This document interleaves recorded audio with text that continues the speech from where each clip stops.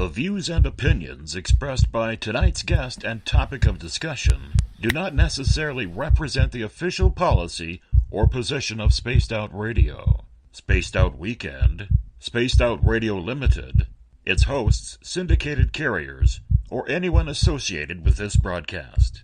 Any rebroadcast, reproduction, or other use of this broadcast or podcast without the express written consent of Spaced Out Radio or Spaced Out Radio Limited is strictly prohibited. Listener discretion is advised.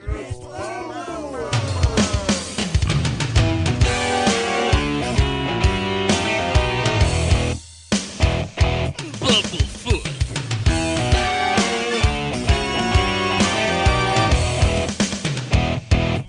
Bumblefoot.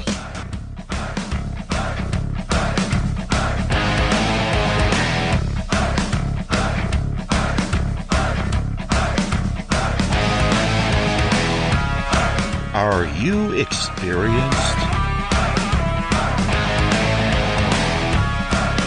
Stop right there!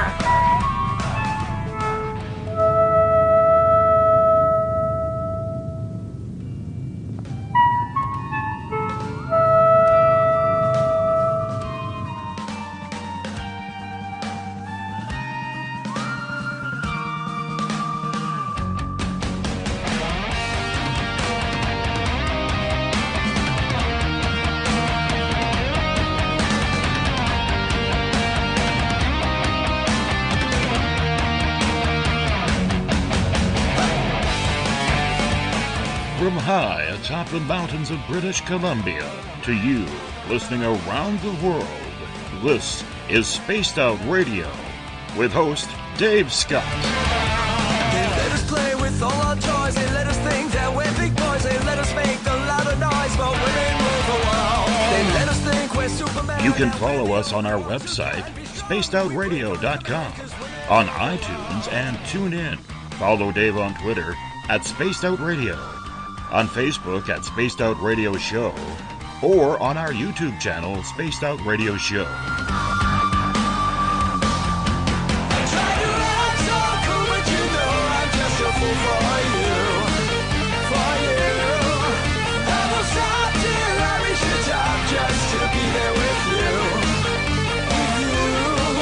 Dave, oh Dave, are you playing with Bigfoot and aliens again? Dad, you gotta stop haunting the ghost. It's scaring them. All right, seriously, put down the pointy sticks. Okay! Game on! Game on! Game on!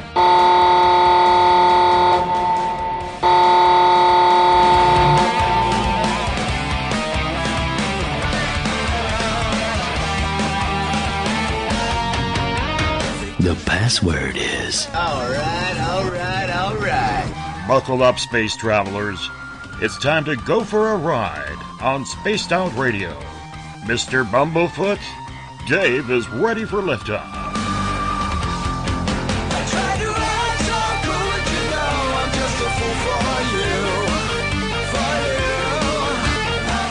Seriously, Dave? Really? Aren't you a little old for a tinfoil hat? Hello, Toby. Bye-bye. Love you. Bye-bye. Please take your seat above us. We will be able to prepare for takeoff.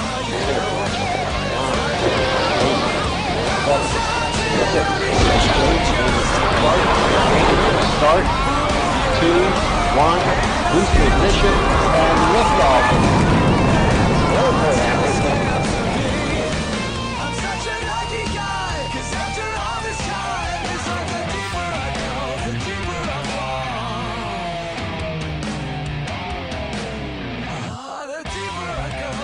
Good evening and welcome to Spaced Out Radio. Tonight I am your host, Dave Scott, and it's good to have you along for the ride on this Friday, May 26th, Saturday, May 27th, if you're on the East Coast. Hope you had a great day heading into the weekend as we are live right here in Uncle Jimbo's cabin, right here in the Great White North, 7 days a week. We welcome everyone listening in on our terrestrial radio stations, WQEE 99 Rock the Key down in Noonan, Georgia, home of The Walking Dead. We are live as well on the United Public Radio Network on 107.7 FM in New Orleans and over 160 countries around the world. We're also live on our website, spaceoutradio.com, on Spreaker, KTLK, The Fringe FM, Renegade Talk Radio out of Las Vegas, the High Plains Talk Radio Network, and on Revolution Radio. Remember, the Double R Machine is a donation station financed by you, the valued listener. Head on over to freedomslips.com and donate today. If you want to rock with us, throw your horns up in the air and start to bow to the guitar god himself, Mr. Ron Bumblefoot THAL, formerly of Guns N' Roses, currently of Art of Anarchy. Bumblefoot is the official sound of SOR. You can also follow us on Twitter at Spaced Out Radio. Give our Facebook page a like, Spaced Out Radio Show. You can tune us in on TuneIn, download our shows from iTunes. We're also on RadioGuide.fm, TalkStream Live, Player.fm, and Stitcher. Of course, our website is spacedoutradio.com. And if you head over to patreon.com for as low as $1 a month, you can become a patron of SORs as well. Now, if you want to take part in this show, you got to do me a favor. I want you to sign into one of the chat rooms, either on our website, spacedoutradio.com. Click on Listen Live. You go on Revolution Radio. Hi, Double R Machine. On Spreaker, just like June. He'd been gone for months, but he's back now. On the UPRN chat room, and maybe you're one of the lucky valued members of the SOR Space Travelers Club on Facebook. Or if you're on Twitter, be like Graviton Fish, at Graviton Fish. There's a plug for you.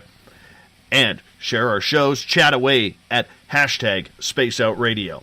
Now, if you head to our website for just $5 a month, you can become an SOR Space Traveler. And if you go right now, we got a brand new store on the way. It is there. It is now. Spaced Out Radio t-shirts, stickers, posters, soon to be Carl the Alien candles. We have a brand new news section called The Encounter Online, dealing with everything strange, weird, and paranormal, courtesy of our editors, Eric Markham and Everett Thiemer. And you can check out my latest blog there as well. If you've had an experience you can't explain, do me a favor, fill out an SOR Sightlines report. We want to know what's going on. It's time to bring in the team, because the final Friday of the month is when we celebrate the SOR Paranormal Roundtable. We do it because we push so hard during the month. And trust me, this show is strenuous. When you're doing it 7 days a week like we do it, it pushes you to your limits, especially if you have a daytime job like I do. But the final Friday of the month, we calm it down, we bring it all together, and we just hang out. And we talk everything about the paranormal. I bring in some friends, we get into some laughs, some debate, we want your participation as well, and we go from there. Tonight, I am joined from Space Out Weekend, Elizabeth Anglin, from S4, Eric Cooper, from Forest Moon Paranormal, from The Encounter Online, Everett effing Thiemer. And if you saw his hair, you'd realize he gets the rock star title as the middle name. And of course, from Arizona, height unknown, weight unknown, wearing the wrestling mask du jour, Rich Giordano. How you doing, everyone? Excellent. Excellent. I'm glad you guys are here. Thank you so much for being with us. You know, because these roundtables, we have a lot of fun with them. We push the limits, and we just run with it. So how this works is all of us have prepared questions. And what we do is we ask the question. You're going to hear the debate. You guys in the chat rooms can also fire up some questions as well, because that way you could be involved with this show, because you know how we love to get the audience involved. That's what we do around here. We're not breaking trend on anything. So if you have a question that you want the panel to go over, discuss, possibly debate, we're going to do that as well. So everybody ready for some fun? Yes? All right, let's go. We're going to open it up right now, right off the bat, because last night I had one of my favorite interviews on the show, and someone who a year ago I didn't even know was listening to us. Until a few months ago, John Tenney approached us. He approached me on Twitter. And he's like, hey, Dave, I love your show. I love what you're doing. I've been listening for 6 or 8 months. Would you mind if I came on as a guest? What am I supposed to say? But, yeah, of course you can. You're John Tenney. And so we had a great interview, that first one, a couple months ago. And we brought him on again last night. And I asked John a specific question. And it turns into my question number 1 tonight. So, John Tenney, as you all know, is a paranormal researcher who gets heaps of praise for his investigations and research into the paranormal and the supernatural, with very little criticism. Why do you guys think, and Elizabeth, we'll start with you on this one, since you're the token female of the group tonight. Token. Why do you think other investigators struggle with critics and skeptics alike when conducting research and releasing the findings to the public, yet a person like John is so respected? And the way I want you guys to answer that is, it isn't about John Tenney, it's about the field in general, why certain people like John get preferential treatment compared to others who are basically called wingnuts or raked over the coals or having an attitude or an ego. What do you think, Liz? I think it's because they do have an attitude and an ego. And I actually think the ones that are more respected do really good. Any of their work could go in academic circles if there were academic circles, and would be respected there, as well as being well-researched, well-written, well thought through. And, you can tell the difference when it's somebody saying, for example, there is a researcher into implants who has said something that I know, having my own implants and knowing other people with implants. He said that he discovered something that is absolutely 100% false. He didn't discover this thing, and it's not true. And it's like, when you see, and he's got a huge ego, and it's like you see that, and that's somebody claiming that he's the first person to discover something that's false. And you're like, well, no wonder nobody respects you, because you're all about your own PR. And when they're not, when it is about the research, it's respected, and it should be respected. That is my opinion. Rich, what do you think? Why are so many researchers criticized and critiqued rather than praised for their efforts for what they do? Well, excuse me. I think it has to do with being in the field for a while. I don't think just coming onto the scene, people are going to respect you not knowing you. Like John Tenney, he's been around a while, and I feel that if I stayed around another 10 years, I may be the next name for ufology. Or it has to do with the timing of things, the way you look. It really does. People trust the way a certain person talks, they act. To be have the name and be it attached with something like John Tenney, everybody knows him. Seemingly everybody likes him, and I think it has to do with your overall image as well. So maybe not having such that attitude, you're a tough guy, I'm going to go and conquer the ghost world, or have just an attitude that you're the best. Just walk around like a regular Joe Schmo. People relate to that. And just be yourself. And if yourself's an a-hole, well, that defeats everything. But I just think it has to do with image and what you bring to the table. Everett, your thoughts. Do you think it maybe has something to do more with ego and presentation rather than the research itself? I think it has a lot to do with the way John Tenney presents things. He's very articulate. He presents things in a way that he can convince you of something without you even realizing you're beginning to agree with him. He does a fantastic job of kind of balancing the line. And I don't know him personally. I don't know if he has an ego, but with the way he presents things, it's different than so many of these other groups and investigators that want to make the evidence about them and how they caught it and how they're the best investigators because they have this. He just goes out, presents his evidence, presents what his thoughts are and his opinions and his beliefs, and does it in an articulate way that is so much more professional than so many other investigators. And I think that's why people look at what he does, and it's hard to criticize somebody when they're presenting things in the way he does.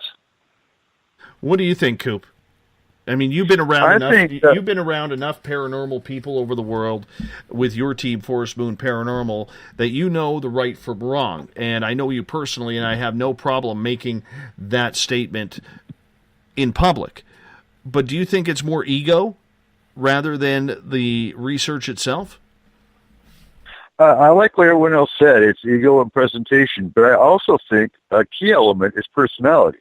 If you have someone that's a researcher and they have a grating personality that just clashes with people, they're not going to listen to you. I think it has to do with that people-friendly personality as well, along with everything else.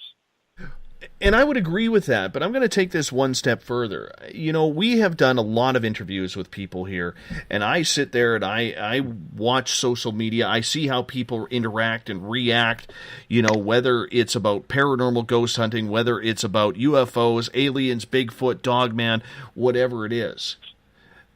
And it all comes down to me for one simple thing. And panel, I would love to get your reaction. Jump in here at any time, okay?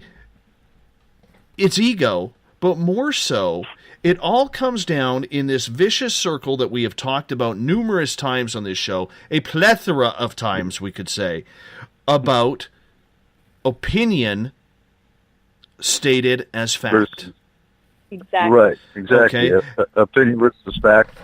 And credibility, if you come directly into the field and you have bad credibility, like somebody else brought up, then you're going to have that brand of bad credibility from the beginning. From the get-go. Exactly. But I'm going to take this one step further. I know a lady, okay, who's a fan of this show, okay, and she may be listening, may not. All right? But this is the whole point that I'm trying to get at.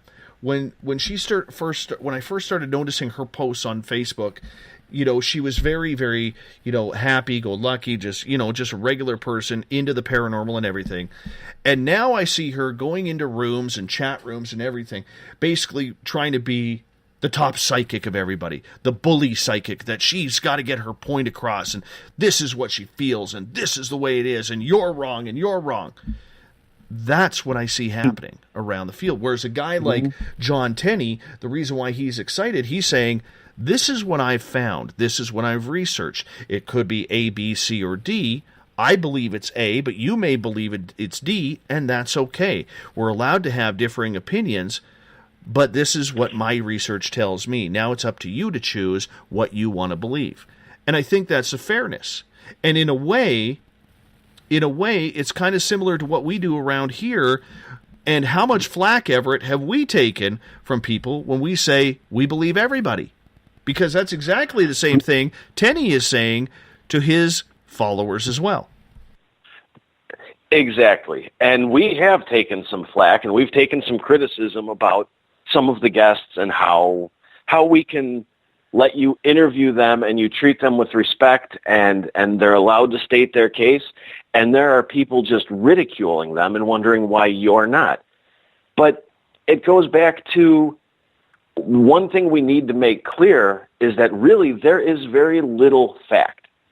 Basically, everybody has an opinion, and some people are better at pointing out that their opinion is their opinion, and there are a lot of people out there, and we've gone over this so many times, there are a lot of people out there who have their opinion, and to them, they believe it's fact, and that is fine.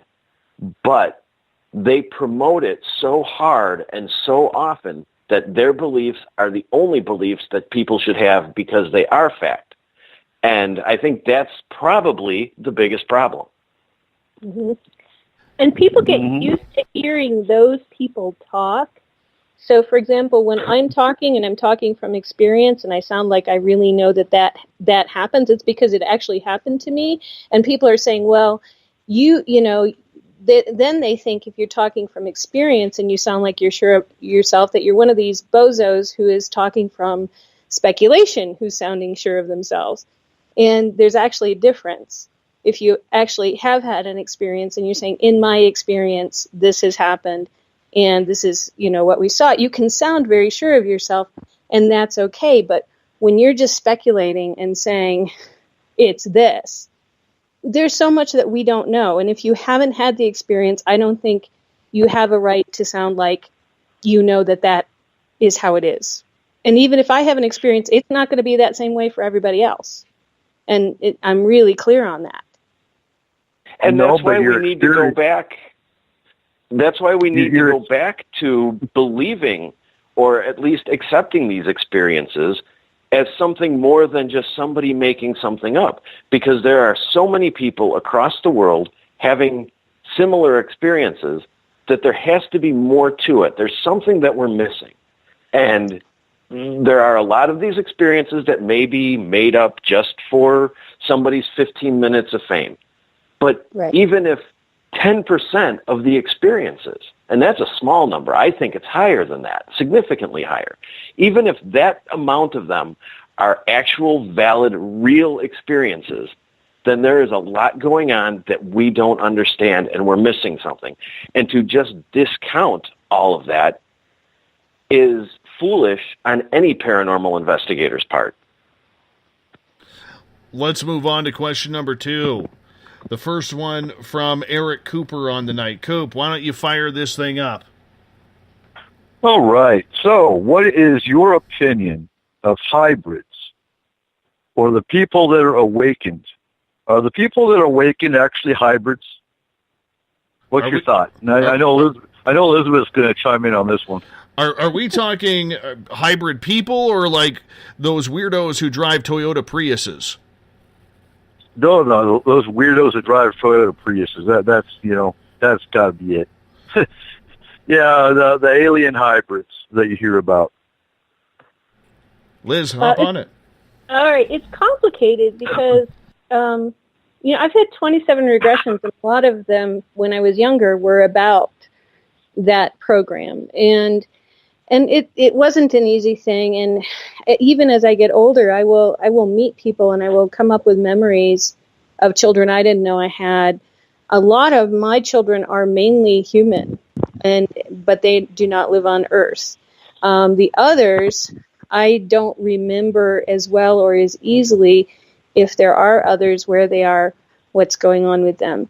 So I have a bunch of hybrid children who, for all intents and purposes, could pretty well pass here. And but there's also another thing that's happening. If I don't know that if you went and tested my genetics that you would see anything odd. I don't think that we've gotten to that point where we know how to identify what alien DNA would look like, so we don't have a marker for it. But I think there's a spiritual hybridization that's going on and has been going on forever across all planets and all times, where you have people coming in to have the human experience who are from other lineages of intelligent beings. And that's even more interesting, and that's, I think, where we get a lot of contactees. And but so you might spiritually be a white praying mantis, and if you really were to look at your spiritual body, you'd be that, and you'd be walking around as a human, but you're both. You're not either or. You're not a mantis taking over humanity. You're both. So that's really interesting. I've seen some really interesting spiritual hybrids, especially like going out to UFO conferences and things like that. And that's a whole other thing that we don't talk about enough because it gets a little too new agey. But a lot of people having physical problems, immune system dysfunction, are because they are not allowing in the whole entirety of their spiritual heritage or their spiritual lineage. They're saying, oh my God, that's alien, I'm afraid of that. And then they're rejecting themselves, or the human body is going, well, you can't come in here, and then they get sick. And it's kind of something we should pay attention to so we don't have a lot of sick people walking around, in my opinion. That makes sense. Yeah. And it also explains why you haven't found alien DNA in humans, because, well, if it's a soul matrix that's entering a human body, it's not going to change the DNA per se. No, it may activate some things, but you don't know it's activated. And if you don't have an alien to get DNA markers from, you're not going to know what alien DNA is. You have no idea. Right. So you can't say you are. You can't say you're not. I don't know so much about the whole alien DNA and the whole hybrid program. Do I think it's happening? Yes. Do I think that there are people on Earth like that? Probably. But I do tend to think, and I'll take this in a little bit of a different angle, Coop, if you don't mind. I do tend to think that a lot of people who say they are alien hybrid are just trying to rack up attention. And I don't know what to believe or not. I don't know if there's a way to prove that. We've had a number of people on the air on this show who say, we are, I'm a human hybrid with the Pleiadians, because it's always the Pleiadians. It's never, some mantid being from planet Zoofor or whatever the hell you want to call it. It's just never anything like that. It's always a Pleiadian. And to me, in the field of ufology, as people wake up to more hybrids, I think what we're seeing is we're seeing a lot of people going for that 15 minutes of fame, that this is a way they're going to get on the talk show circuit, or maybe write a book, or maybe they're confused about themselves, so they're making something up because they wish it was them. And I think there's too much of that out there, and realistically, I don't know what to take or what not to take as real. Now, it's different if I hear someone channeling, because you could pretty much tell if somebody's faking it or not when they're channeling. But the whole hybridization program and how it's affecting what we do here, I don't know. I don't think it's as significant of a problem or an area of research than what we're probably making it out to be. Totally agree. I think the true hybrids, if there's a hybrid program, I think the true hybrids are staying quiet about it. They're not the ones coming out saying, "Oh, look, I'm an alien gray hybrid," or, whatever. So, yeah, I think you nailed that on the head. Hey, Coop, do you think it's significant that it's always the Pleiadians? Is it just an easy one for somebody to pull out and say, and maybe they're familiar with it, maybe it's one of the few alien races they're familiar with, so that's the one they go with? Or do you think there's something behind the fact that it's always the Pleiadians? I think it's because the Pleiadians have so much. You look up Pleiadian on the internet, you'll find a plethora of websites all talking about Pleiadians. I think it's just the new thing to jump on, and I think there's a whole lot of other races that are here that are benevolent, that, are channeling and are communicating and are here, not just the Pleiadians. I want to get to a comment quickly by Deb at #SpaceOutRadio on Twitter, and she says, I think people who are not dramatic are ignored, and those who have things to say are stifled. Rich, what do you think?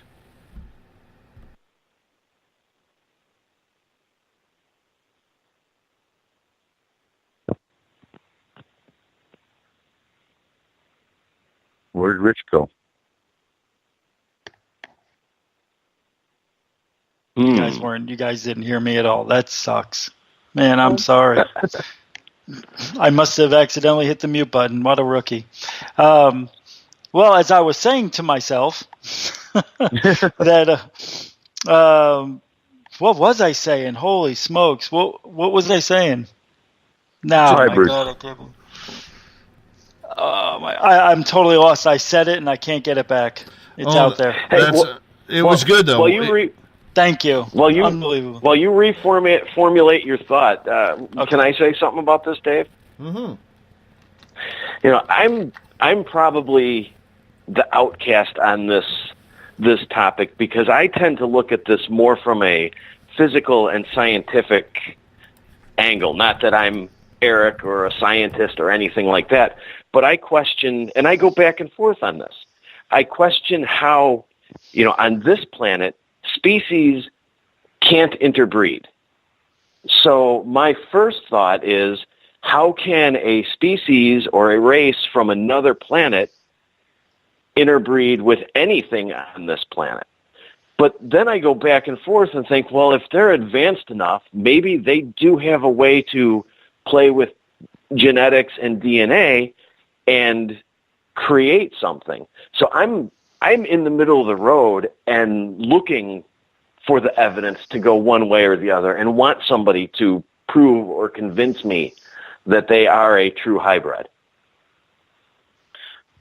Okay, well, I'm going to jump on real quick. And if you've got this theory, and I'm going to call it a theory because there's nothing based on fact or scientific evidence. But if you go by the theory that 22 races joined together to seed this planet, and so we are a mixture of 22 race DNA, then why couldn't they? If they're the ones that created our DNA, why couldn't they manipulate it again to interbreed? And that's a good point. Are they good? I can't exactly argue it. Are they good looking though? That's what I want to know. On the inside. Well, you got the Nordics. They have beards, supposedly. And that's the women. Oh. All right, let's move on to the next question. Rich Giordano, let's fire you up. All right, I'm ready. Don't forget to turn your mic on this time. I actually double checked. Am I ready? You mean you have a question? No, your question. Oh, all right. Let me get that here. I pretty much wanted to ask, because scientists, they have a hard time deciphering what dreams are, what they mean, why we dream. Some say it's a way to see the future. Others say dreams help build your personality as you get older, makes you make the right decisions. But what do you guys think dreams are for, if anything? And I'll go to Dave. I'll go to Dave on that one first. If I could actually remember my dreams, I'm sure I would be like, what the hell am I thinking?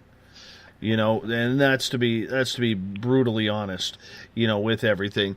I tend to, the only time I tend to see my dreams is when I am either having an experience or something strange going on, which is rare.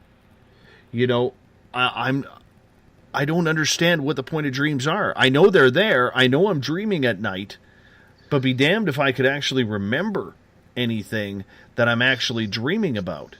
And the only time that I'm able to decipher a dream is if I feel I've been taken or not.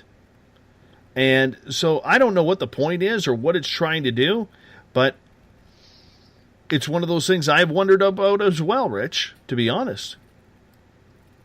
Yeah, Dreams are supposed to be kind of like an unwinding of your subconscious from the day's events. And now it depends on the individual because you got some that are they're psychically connected, and yeah, they will have prophetic dreams. Is it scientific? Not really.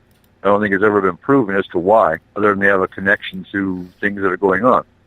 I'm right there with you, Dave. I don't like to remember my dreams because mine are combat related, generally speaking. So. But dreams are supposed to be a subconscious unwinding of your day's events. Some people, and of course you all know the thing with pizza, if you have pizza before you go to bed, you have bad dreams. Sometimes they're connected to movies you watch, that kind of thing. But I do believe it's more or less a subconscious unwinding of your day's events. And that's why sometimes you dream about something that happened during that day or whatever the case may be. But just to keep it on the paranormal, why do we sometimes dream of the people that are passing on, that are about to pass away or have passed away and come to visit you in a dream? I always thought that was interesting. Anybody want to add to that? Anybody have an experience? That is interesting. I've never had an experience exactly like that, but you are right. I've heard of that. I think dreams are fascinating. That's really all I can say. I don't understand a lot about them because I typically, like Dave, I don't remember my dreams, but the ones that I do remember, and I question the mind's function of this. We've all had the instance where you wake up and you remember a dream, and by the time you get out of bed, you've basically completely forgotten about it, and then you remember it 8 hours later or a day later. I wonder what the mind's function is with that. I do have a story to share. My grandfather growing up was a complete jerk. He hated kids. And so I have a very bad memory of my grandfather. I remember it, vividly. But when he passed on, I actually had a dream. He came to me in a dream that the night after he passed, and he actually apologized. And he said, I'm sorry, I was a jerk when you were growing up. And I really regret that.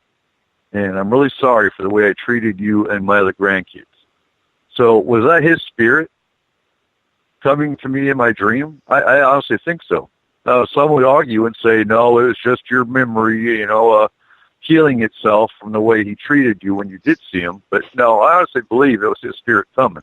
I think when you're asleep, your mind is actually open, like an open communication channel for spirits, which is why you do hear people that talk about spirits that came to them when they're, asleep. Yeah. Then, Coop, do you think there's some significance to people not remembering their dreams then?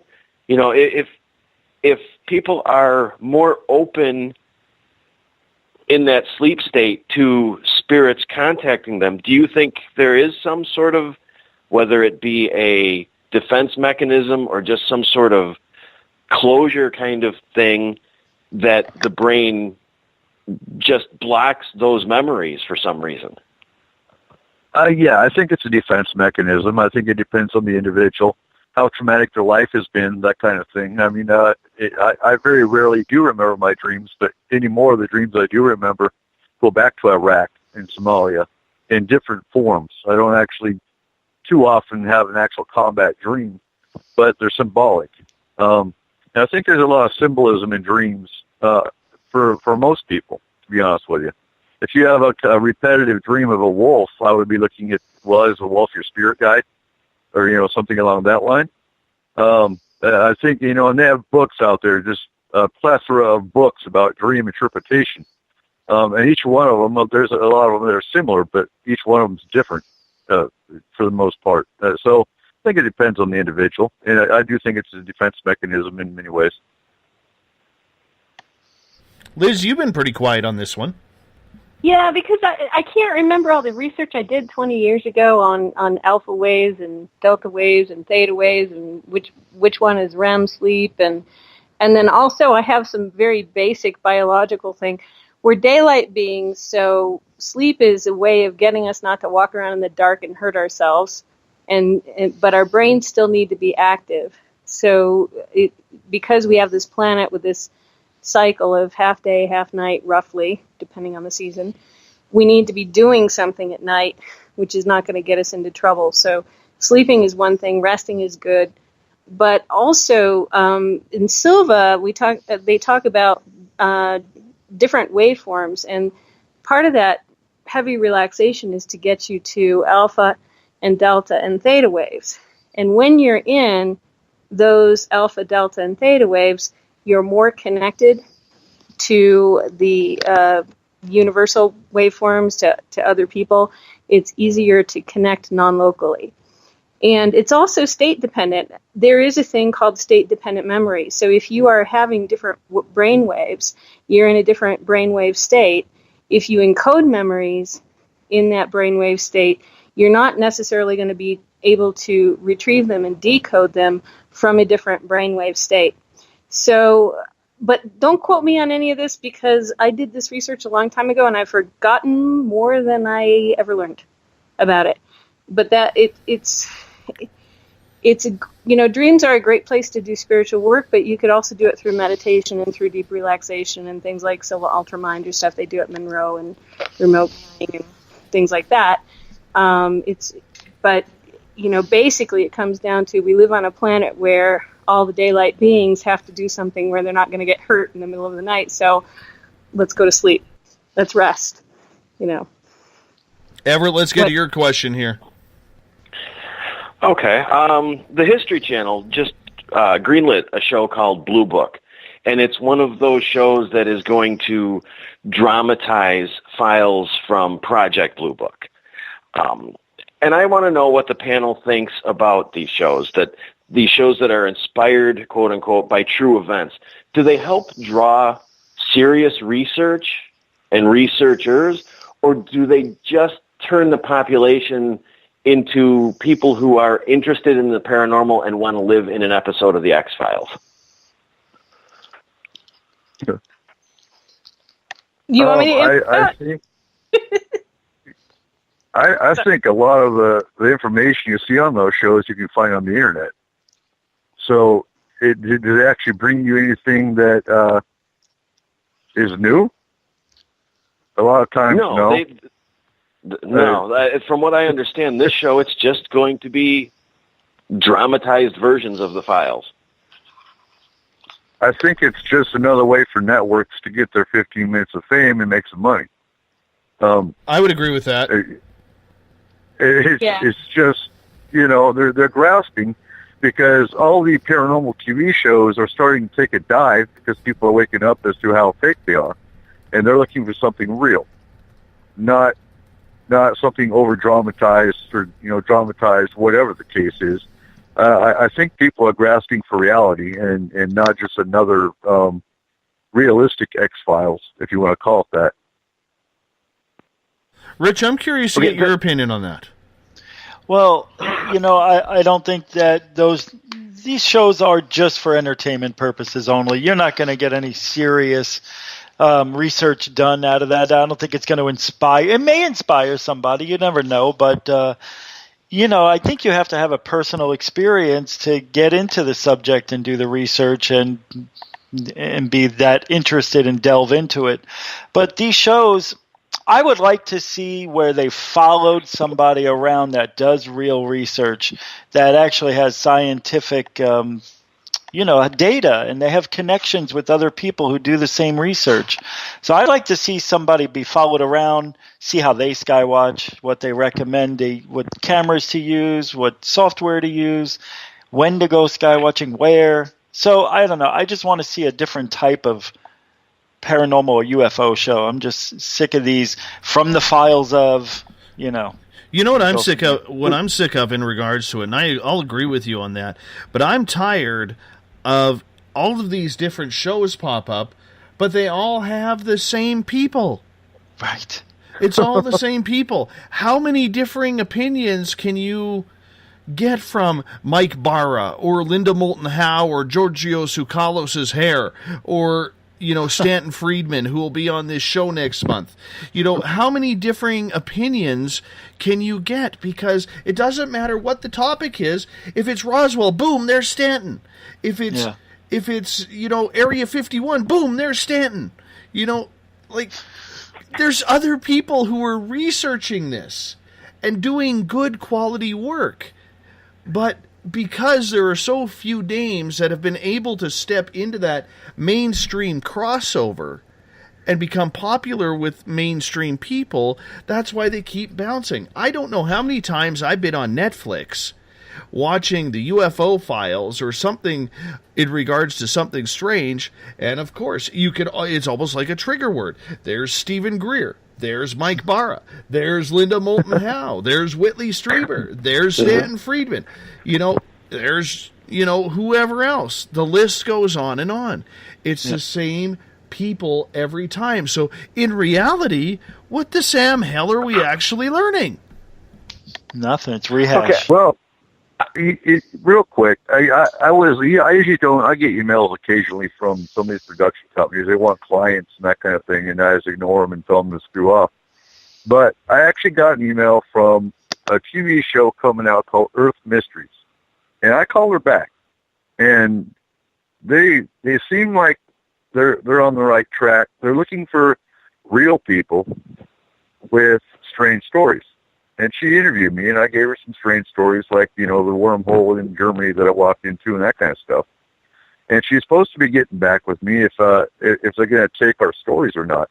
But so I do think they're grasping. I think they're looking. I think they're trying to find the next niche that people are going to be drawn to. And if they go for real people and not the big namers that are always on every show, like you said, they might get somewhere. And then you'll get real facts out there. But there's got to be another. Oh, sorry. Go ahead. Oh, okay. This kind of brought to mind another question. do you guys think that there's a bit of hypocrisy in these networks creating these shows that are, based on true stories or based on fact or inspired by fact, however they want to phrase it?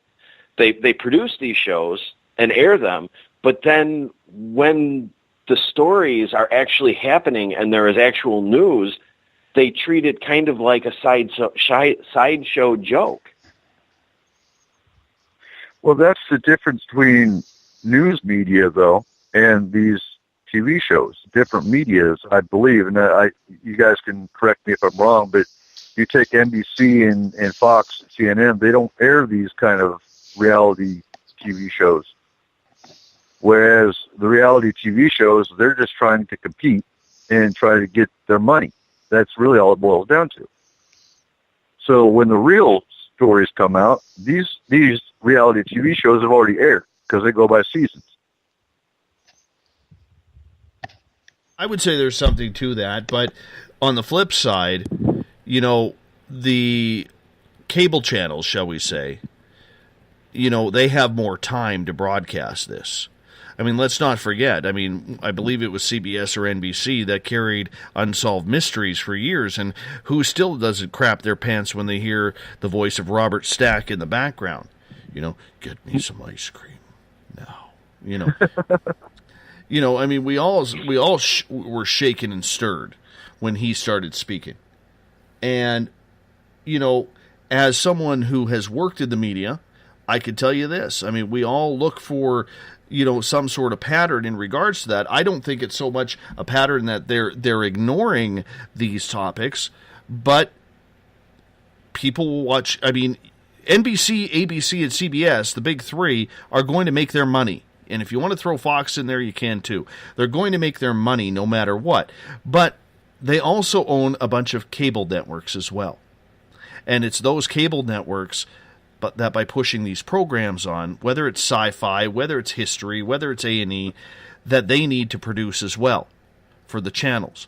And if they can make money off of that through the fringe, that's why you're seeing it there, while you're getting 60 different shows of CSI broadcasting one after another. And Gail brings up the point, the shows are being produced by people who are not experiencers. Real experiencers should pitch a show. Would any of us do that? And no, I wouldn't, because I don't have the time, the resources, or the energy to take on a show, to be honest with you, of my own. What about you guys?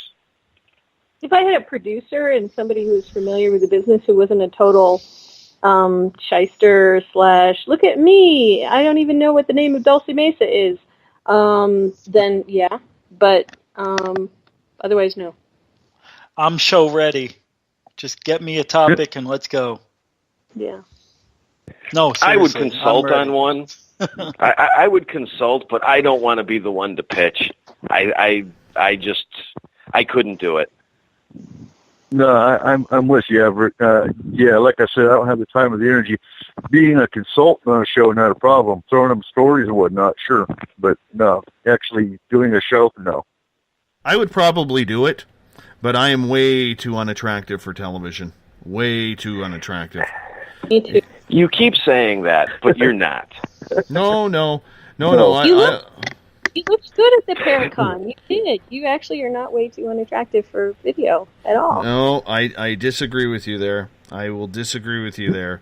And that's why, the next time I do that will be at Coop's event, making me write a brand new speech for that too. All right, guys, we got time for one more question here before we go to our first break of the night. Elizabeth, I think you're still on your first question. Am I correct? Yeah, but I want to change my question so you can all get one that you don't realize you're having. So it is... Oh, no. I know. Sorry, guys. It is, if any American political figure, including a president, was an abductee or an experiencer, who do you think it may have been? Jimmy Carter. I was just going to say Carter. Well, he had a UFO experience. He had UFO experiences, so I could very easily see him being an experiencer of the abductee type. So definitely Jimmy Carter. That's my answer. I think Ike went. If you believe the conspiracy, I think Eisenhower went. There's no way that if that conspiracy is true, that he allowed that spaceship to come onto American grounds peacefully in California's desert without going for a ride. You just don't do that. He went for a ride. I agree. Wasn't there a story or rumor that FDR had been somehow in contact with aliens at some point? You know, James doesn't have this answer. Do you know, Eric? James would. I believe he did. There were two presidents that were supposed to have, and I believe Roosevelt was the other one. Mm-hmm. Correct. And if you go by another theory that I've been learning about, it was actually an alien race called the Mater that was responsible for his assassination. Whose assassination? No, not Roosevelt. Kennedy. Sorry. I'm mixing up presidents here.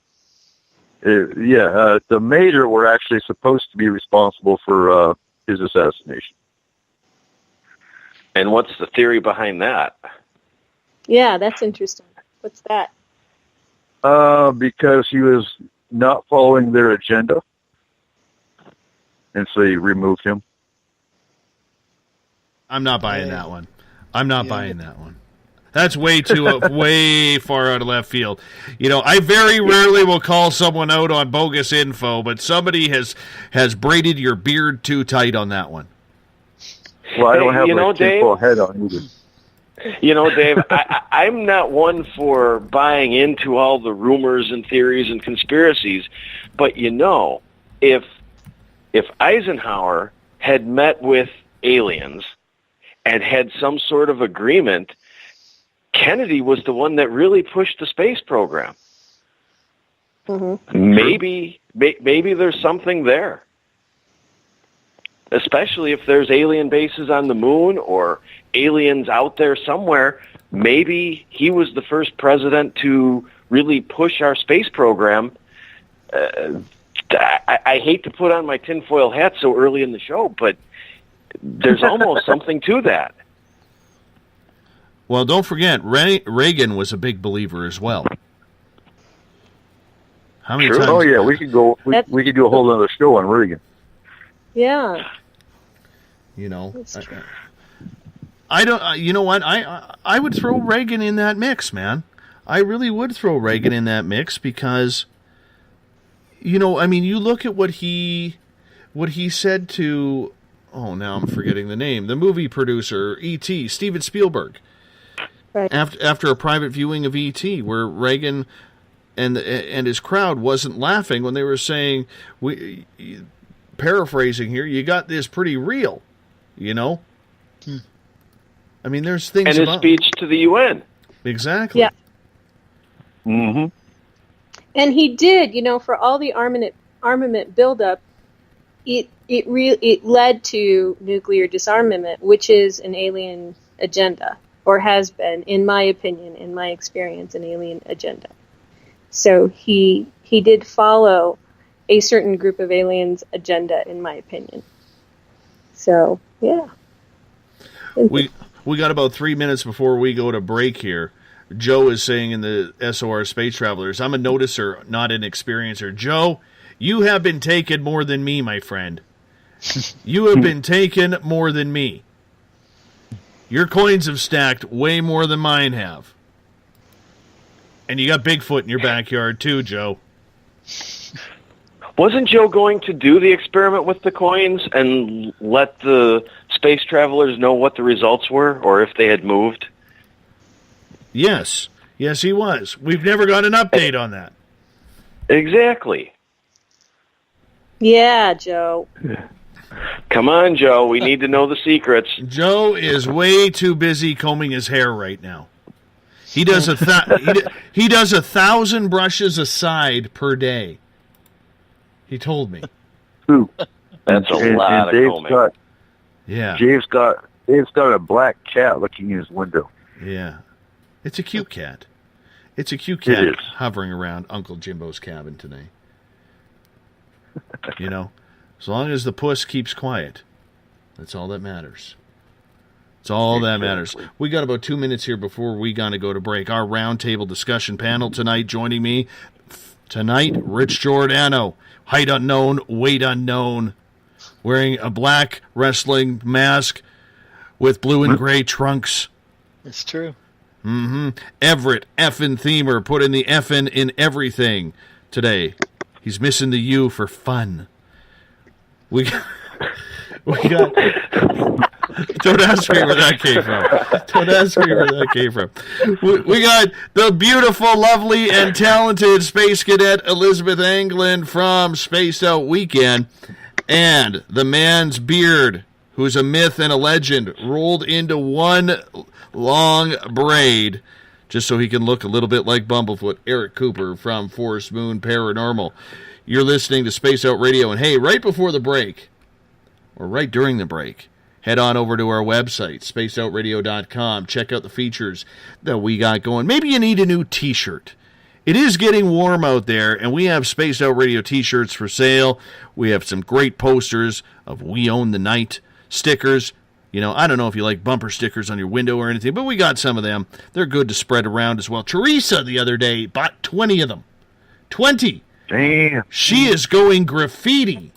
She is going graffiti down in California, putting the SOR stickers everywhere.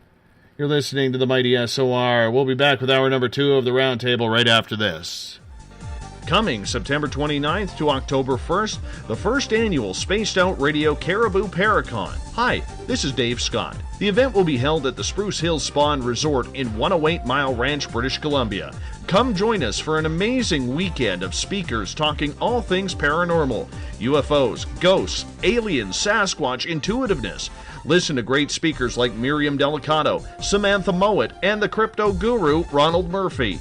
Get your VIP passes by going to spacedoutradio.com and clicking on the Paracon banner. Come to BC, where the paranormal is waiting for you.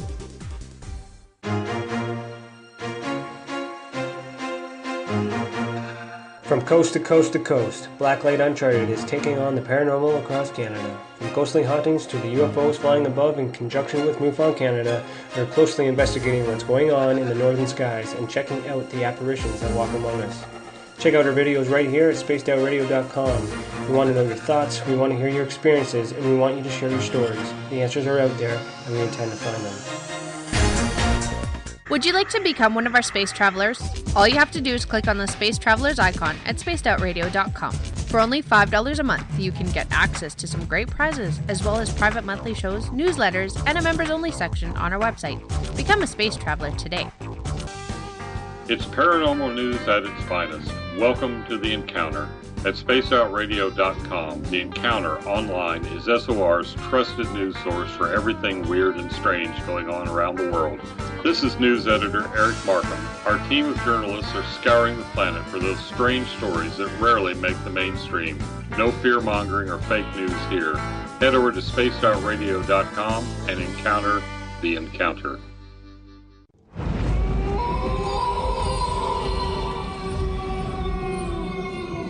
Hey, this is Canadian paranormal investigator Mike Moore. The third Wednesday of every month, I'll be teaming up with Dave Scott to bring you Ghosts of the Great White North. Each month, we will bring on guests from across Canada to discuss their ghostly encounters. Canada is a paranormal hotbed with stories you've never heard, so we're going to bring them to you. So get comfy on your Chesterfield, grab a donut, and join us, eh?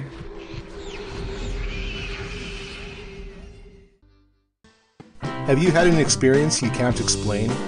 Had a run-in with ghosts, maybe Bigfoot, or seen lights in the sky? Hi, I'm Mike Schmidt from the SOR Sightlines. I'm here to investigate your sighting. Head to spacedoutradio.com and fill out a report on the Sightlines. All your information is 100% confidential, and I will help you figure out what you've been seeing. File your report and let's find out the answers together. Visit purpleplates.com today. For over 40 years, the Purple Energy Plates have been delivering amazing results for their many customers. Inspired by the great genius Nikola Tesla, the harmony, healing, and energetic effects of the plates have proven over and over to be beneficial and often miraculous to thousands of customers. With their money-back guarantee and the many benefits, how can you afford not to get one? Check their site for daily specials and choose from their many energy products. You won't be sorry. Visit them today at purpleplates.com for mind, body, and spirit, and expect a miracle. Are you interested in advertising on Spaced Out Radio? Head to our website at spacedoutradio.com and click on our advertising tab. There, you will find an assortment of ways you can get your product out there with us, from radio commercials to banners and social media. Have a product you like our hosts to endorse? We can do that too. Visit spacedoutradio.com for more details. Have you got your Cosmic Passport? If you need one, tune in to Cosmic Passport on Spaced Out Weekend. This is Elizabeth Anglin, ET experiencer, spirit medium, and host of Cosmic Passport. Each weekend I'll be bringing you interviews and support from other paranormal experiencers, and the best in intuitive spiritual guidance from across the globe. It's all happening starting at 9 p.m. Pacific Time, midnight Eastern, on spacedoutradio.com. From British Columbia to Northern California, Pacific North Weird has Cascadia covered. Check out our feature videos at spacedoutradio.com, where I, Vincent Zunza, and my super sleuth partner Alexandra Sullivan track down the weird and strange stories from around the Pacific Northwest. From Bigfoot to Mel's Hole and everything in between. This is what makes life exciting. So why report the normal when we can report the Pacific North Weird right here at spacedoutradio.com. Oh, there's only one way to rock. Loud and proud. In high definition. Radio 702 rocks. Las Vegas. Every Saturday and Sunday night, as Dave Scott wanders aimlessly in the wilderness, you can come hang out with me, James Tyson, in Spaced Out Weekend. Starting at 9 p.m. Pacific, midnight Eastern, I'll take you along as we talk with some of the best experts in their fields. SpacedOutRadio.com is the place to find us. So sit down, relax, put your feet up. Enjoy the topics like the paranormal, supernatural, intuitiveness, and so much more. Hope to see you there. Don't have time to listen to Spaced Out Radio Live? Wherever you are, the car, the office, the shower, or even if you're traveling, we're right here for you. Each Spaced Out Radio show can be found on iTunes, TuneIn, and on our YouTube channel, Spaced Out Radio Show. It's the perfect way for you to catch up on our shows. For more information, just head over to our website, spacedoutradio.com, and tune in to us today. The views and opinions expressed by tonight's guest and topic of discussion do not necessarily represent the official policy or position of Spaced Out Radio, Spaced Out Weekend, Spaced Out Radio Limited, its hosts, syndicated carriers, or anyone associated with this broadcast. Would you like to connect with us? Head to spacedoutradio.com for all your latest show info. And hit us up on Twitter using the hashtag Spaced Out Radio. Now, back to Dave Scott and SOR. Welcome to the second hour of Spaced Out Radio tonight. I am your host, Dave Scott. Good to have you with us.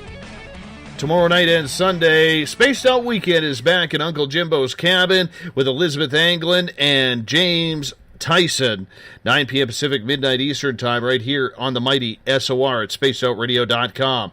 We want to welcome everyone listening in on WQEE 99, Rock the Key down in Noonan, Georgia, home of The Walking Dead. We're also live on the United Public Radio Network on 107.7 FM in New Orleans and over 160 countries around the world. Thank you so much for being with us. We're live on KTLK, The Fringe FM. Renegade Talk Radio out of Las Vegas, and if you're listening in on Revolution Radio, remember the Double R Machine is a donation station financed by you, the valued listener. Head on over to freedomslips.com and donate today. Bill Cardwell has set the password for tonight in the SOR Space Travelers Club. Epalpabrate. ePalpabrate is your password. Make sure you use it wisely, space travelers, as Bill sets a password each and every night right here on the mighty SOR. Now, if you head on over to our website, you can follow us at spacedoutradio.com. We got some really cool swag going on. T-shirts, posters, stickers, candles of the Carl variety coming soon. We also got the Encounter Online, our great news section put together by Everett Thiemer and Eric Markham, and you can become an SOR space traveler for just $5 a month. So make sure you check it out today as we continue to grow this little show called the Mighty SOR. Our panel is back for hour number 2 of the SOR Paranormal Roundtable. It happens the first Friday of every month. Make that the last Friday. The first Friday is our Keith Andrews.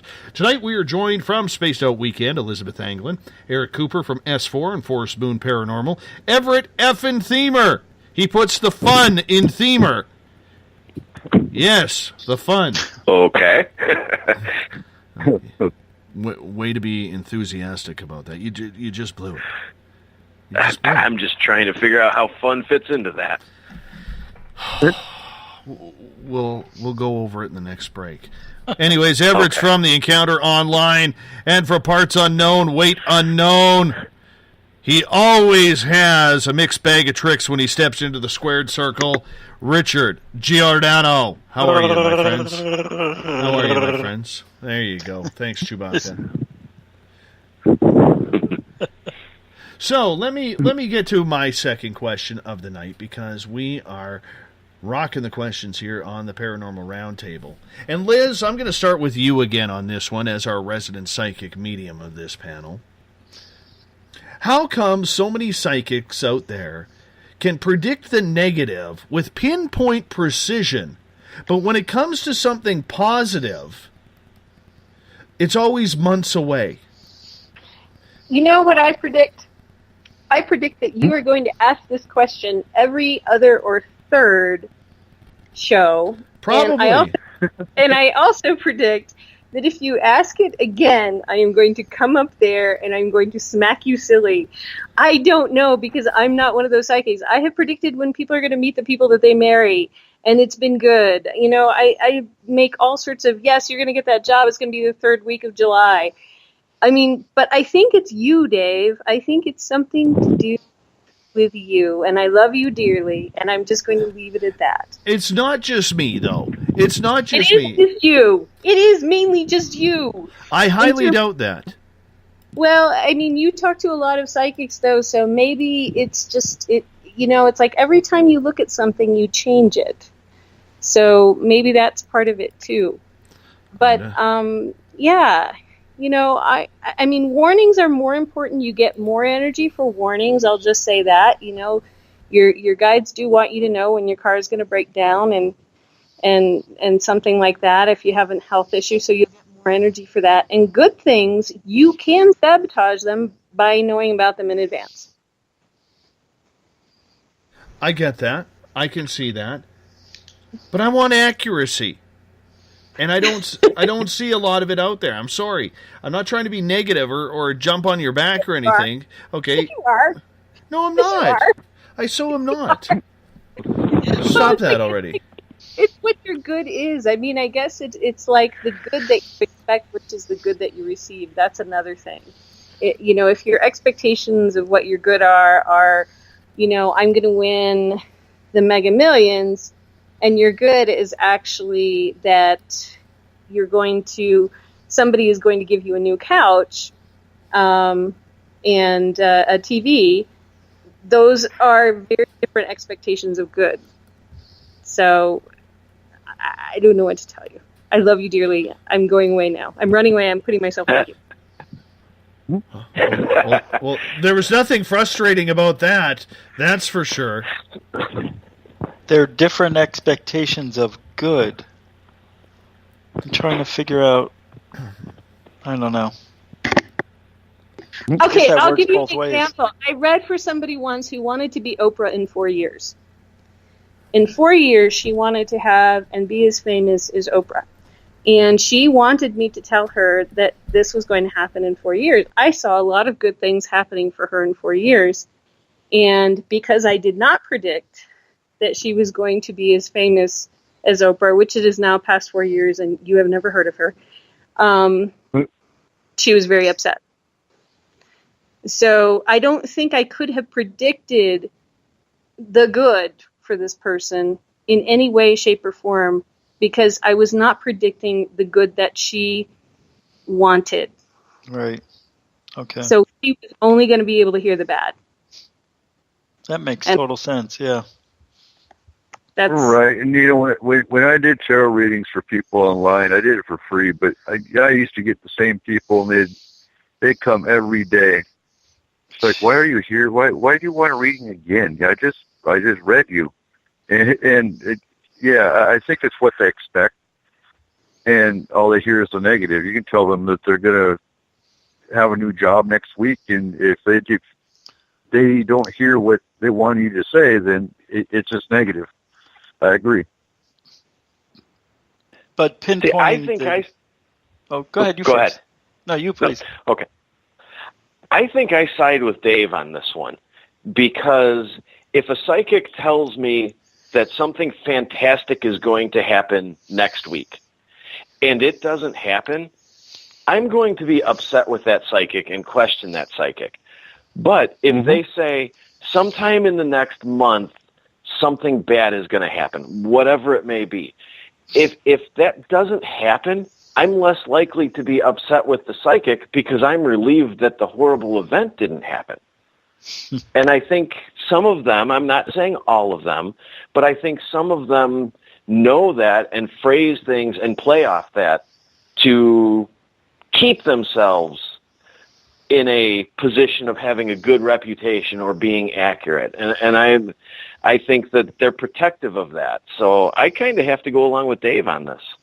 Yeah, and there's a reason they're protective of that, because they know the odds aren't good that something's going to happen in a week compared to a month. It's easy to give a general answer. I don't know. I'm not a big psychic believer. Yeah, because if you tell someone that... If you tell someone that something bad is going to happen in a month, something bad happens to everybody in the next month. So, yeah, that is a general answer, and it's going to happen. And that keeps their, wow, they were right. I got in a car wreck. I said that must be the bad thing that's going to happen. So, yeah. No, but here's the thing. I mean, if you're a spirit medium and you do remote viewing, so I had a client once who his guides interrupted his session 5 freaking times to tell him that when he went to go on his trip, if his car started acting at all funny, he was to pull over immediately and have it towed. Well, he did go on this trip. It was 6 weeks later. He said, I'm not planning a trip. Then he later planned a trip. He forgot about the reading. He was just like, that was weird that she told me this many times if anything weird was to happen to my car, pull over. And then he planned a trip, and he was on the trip, and his car started braking on its own. And then he remembered that he had been told about 6 different times in half an hour when he wanted to talk about something else that he was supposed to pull over, and he did. And what he found out was Nissan had a braking system error that would have caused his car to basically kill him on the highway, on the freeway, if he had got up to a certain miles per hour and had kept going. And they replaced it all for free and did his towing and everything else. I did not do that. His guides did that. And, you can predict something like that when it's important with a high degree of accuracy if people are listening. If they're not listening, it doesn't matter. It's like, okay, you weren't listening, so all right, I didn't do my job. But he did listen, and he's still alive. So, have at it, you guys. I don't give a flying... No, I'll agree with you on that, because there have been times where I have predicted events for friends, okay, looking into their future, and they decided to jump the timeline, okay, because that's where the whole free will thing kicks in. Would you agree with that, Elizabeth? Yeah, you can jump the timeline all you want. You can say, I don't want that thing, or exactly. I'm going to try to make it, I'm going to push the river and try to make it happen, which will totally make everything weird. Exactly. Yeah. But I guess I guess what I'm saying, though, is there are a lot of people out there, and I'm not saying every psychic is like you, Liz, okay? I think you're pretty darn good for what you do, okay? You and I have talked many a times privately, and, I am just, I am confident that, you're giving the truth. But there are a lot of people out there, Liz, who are looking for any sort of answer, any sort of positivity in their life because they feel there is this black cloud hovering over them that just will not leave. And they are going to different psychics. They're calling into every type of psychic reading show that they could get to try and get any answer. They are desperate. Do you not feel that there are psychics then out there, or supposed psychics out there, who are preying on people like that? There's so many psychics preying on people, it's hard to be a psychic who's not, because, I have a sign out, I have a shingle out. I have to watch, 75% of the people walk by my sign when I'm on my porch and say something negative or mean and not come in because of all of the people who are preying on people. And, this is a whole other discussion about the way, I should probably have a show about how do you know if a psychic's preying on you? Well, geez, let me see, this. And I've worked in metaphysical shops where people have been preyed on. I've had my own clients be preyed on by other psychics. It's like, first of all, the first thing, if you want to prey on somebody, you hook yourself into their paranoia and you make it big, that's, so don't even get me started with that, or just tell people what they want to hear. Just sympathize with them and tell them what they want to hear. That's number 2. These things are really, really easy to do. And if you're going to go to a psychic, go to somebody who has some training at one of the spirit mediumship schools or has done remote viewing. Somebody who's not like, oh, I've been psychic since I was 2 and it's just a natural thing and I've never had any training. And it's like, really? You might be, but it's like, did anybody ever teach you any ethics? Did anybody ever teach you actually what you're doing? No. And more than, I would say 90% of all the psychics out there are that kind of psychic, not the other kind of psychic who actually take it seriously and have years and years of training and practice. So, don't even get me started. But can I find out how much they charge.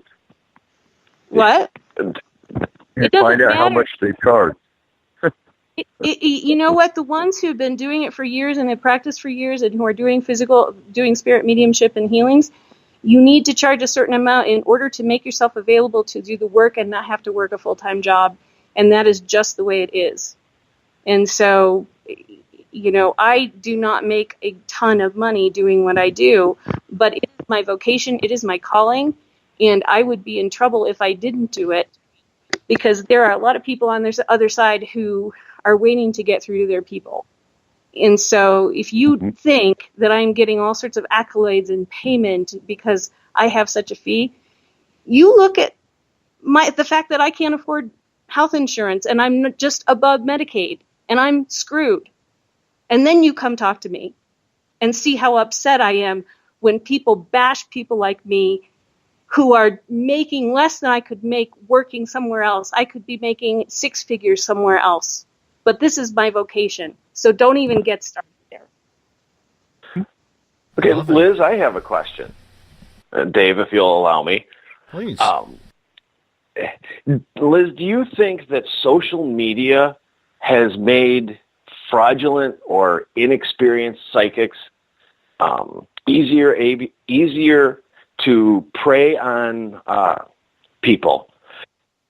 Yes. I've seen a lot of, there's this pattern, and I can run it down almost word for word that I've seen in different groups on the internet, where somebody kind of gets into a group and they talk about how they're developing their psychic abilities. They've learned they have these abilities and they're beginning to develop them. And then a couple months later, they start talking about how they're doing free readings, or they're doing this or they're doing that. And then a couple months after that, they're talking about how they're doing these full readings and they're really beginning to help people. And then shortly after that, they start advertising that they're charging. When, 6 months before, they were just talking about how they learned they had these abilities and were beginning to develop them. to me, for somebody who's a true psychic, 6 months to go from, oh, I have this, to, hey, I can tell you anything you need to know, is a little questionable. Yeah, it's very questionable. I was talking with Skeeter about this. I mean, she will probably soon raise her rates a bit, but she is doing what I did, which is in the first 10 years, I literally, if you want to give me $25 or $30 or $40, go ahead. But it actually took a come to Jesus moment between me and Spirit where they said, you can't charge in between that and not enough, because what you'll get are a bunch of people who have enough money to keep paying for psychic readings who don't listen to you, versus the people who you want to come once or twice a year who will pay enough to get the reading that will hold them for a year. It takes a long time to build up clientele when you're going to see somebody once a year, but you really don't want people coming every week to ask you the same questions over and over again and not follow their guidance or not pay attention.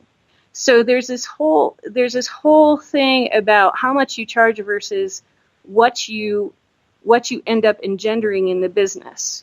And if you don't charge enough, people don't listen, and you end up with all the reading addicts who just take your time and energy, and you keep having to do it again and again and again.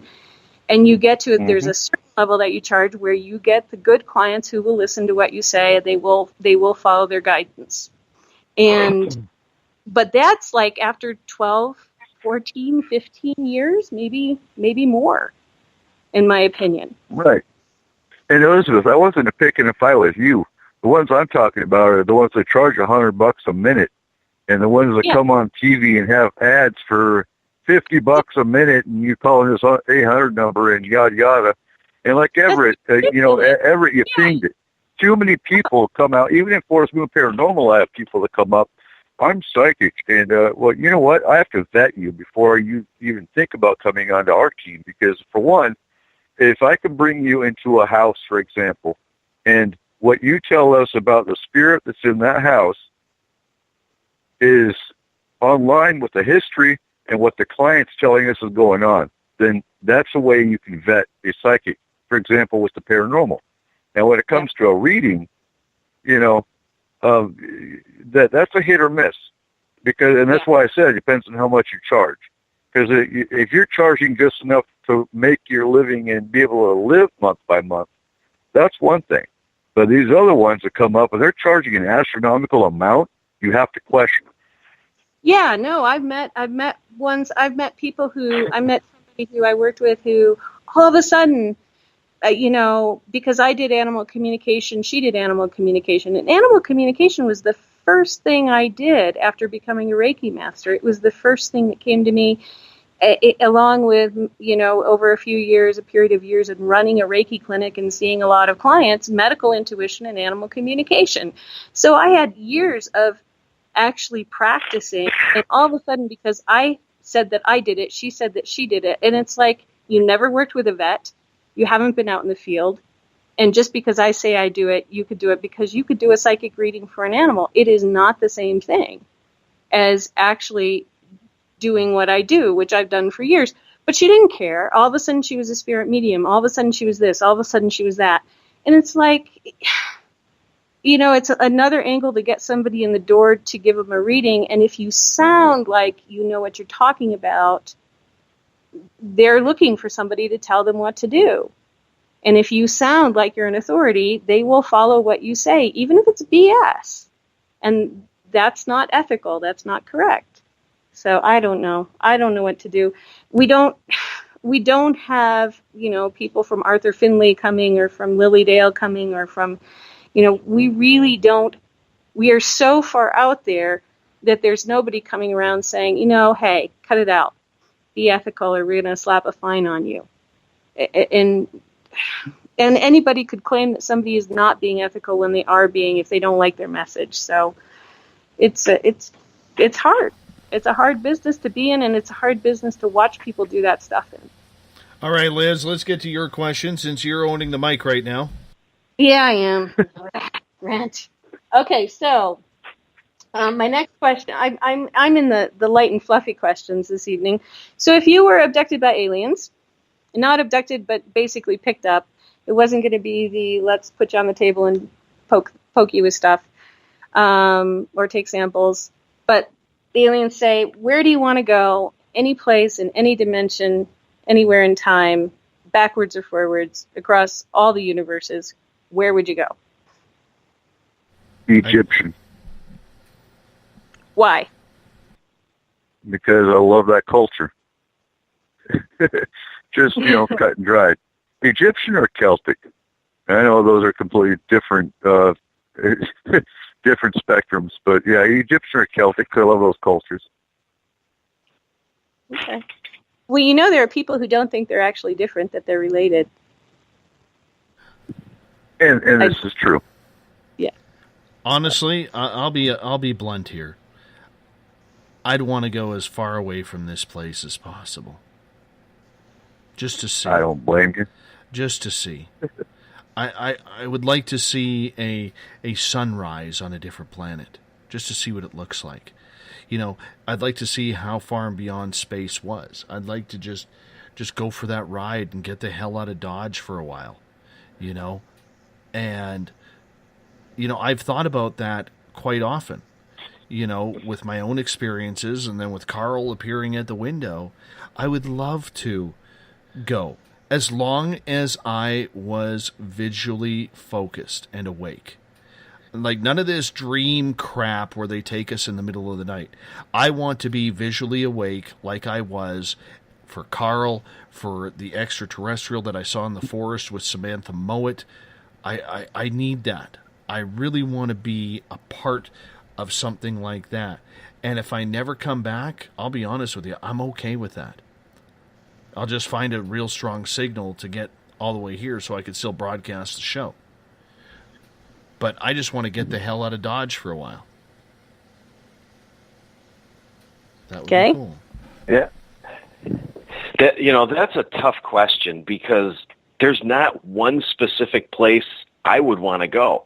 I mean, Dave, like you, I would love to go so far away and just see some planet and see a sunrise on another planet, something like that. But at the same time, there have been so many events on Earth that I would love to have experienced. I would have loved to have been in the room when Mozart was, composing something. The energy in that room had to be incredible. There are so many different events that I would just love to, experience an hour of what it was like right before that event happened, whether it be, Mozart, or when Lincoln was, composing the Gettysburg Address, or things like that. So I don't know that I could pick one specific event or one specific place. Okay. Rich? Rich forget to turn his microphone on again. No, I'm right here. I was just thinking. I was just about to say, I'd like to go back to where when our moon formed. I always wanted to know how that got here.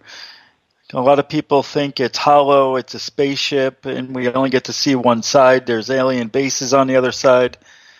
Is that true? But I would definitely like to know how the moon got here. Always. And dinosaurs. I like to see dinosaurs. Love me a dinosaur. Yeah. Those are both cool places. Rich, let's get to your question here. Or has everybody answered that one? I think everybody answered that. I think everybody answered. All right, then let's get to Rich's question. Go ahead. Wait a minute. Did we get Liz's answer? Liz, where do you want to go? Because I'd like to know. I would like to go to any place along my spiritual consciousness timeline, the place where I was most loved and most in love. Because I'm a girl, and I love love. That's why. I'd like to see what that was, what was going on, whenever that was. All right, Rich, you go ahead, buddy. All right. So next year, NASA is releasing the James Webb Telescope, which will be thought to see almost twice as much matter in the universe compared to our best space telescope, the Hubble.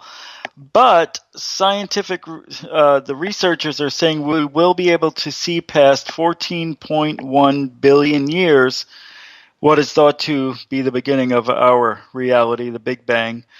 But the James Webb should see around 25 billion years, which makes us that much older than we thought. So it seems we are changing our age of the universe every 5 years. Do you think the universe goes on forever? If not, then where does it end? Anybody? I'll put it out there. I'm a creationist. Go ahead. I'm a creationist, but I do believe that the universe is infinite. But, my only belief in that is I don't know where it's going. I don't know where it's going or how far. I don't even believe, and this is going to sound very naive for a lot of people, but I have a very tough time believing that we can see into the past by looking into space. I could not just comprehend it. If we can see the past on how things were created, then why can't we see what happened in our timeline? Why not focus on that? I think, for me, there is too much of a waste of money to be doing things like this, because in reality it doesn't matter. It's not solving hunger. It's not solving diseases. It's not solving anything. Yes, we all want to know how we got here, where we came from.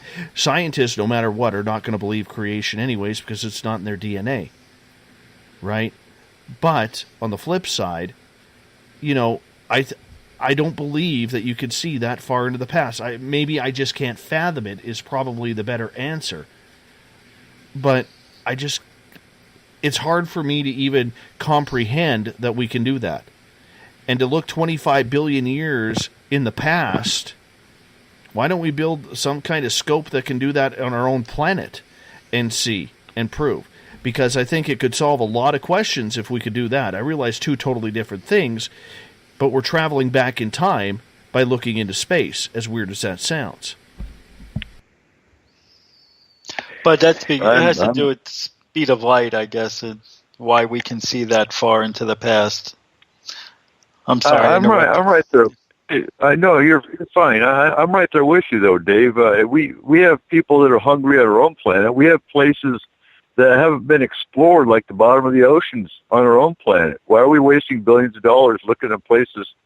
I mean, seriously, we've got our own human issues that we're throwing billions of dollars into all these projects that really aren't solving a darn thing, when we have issues that we should be solving here.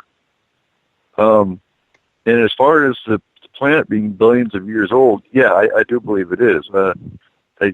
Infinite? Possibly. But I believe the planet is much, much older than what scientists are saying, because they're basing it on their own theories, if that makes sense.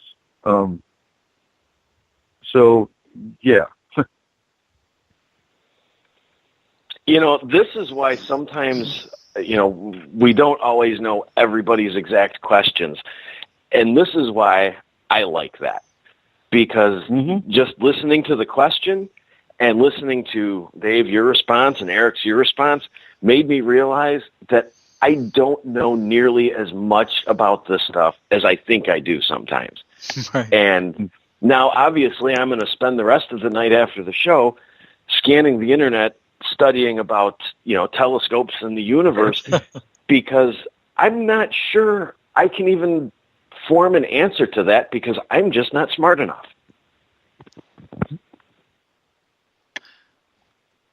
Yeah, it's something you have to research, I guess. Liz, what do you think? Oh, you guys are going to love me. So I think that universes and star systems are made and remade over long, long, long periods of time, maybe even infinite-seeming periods of time.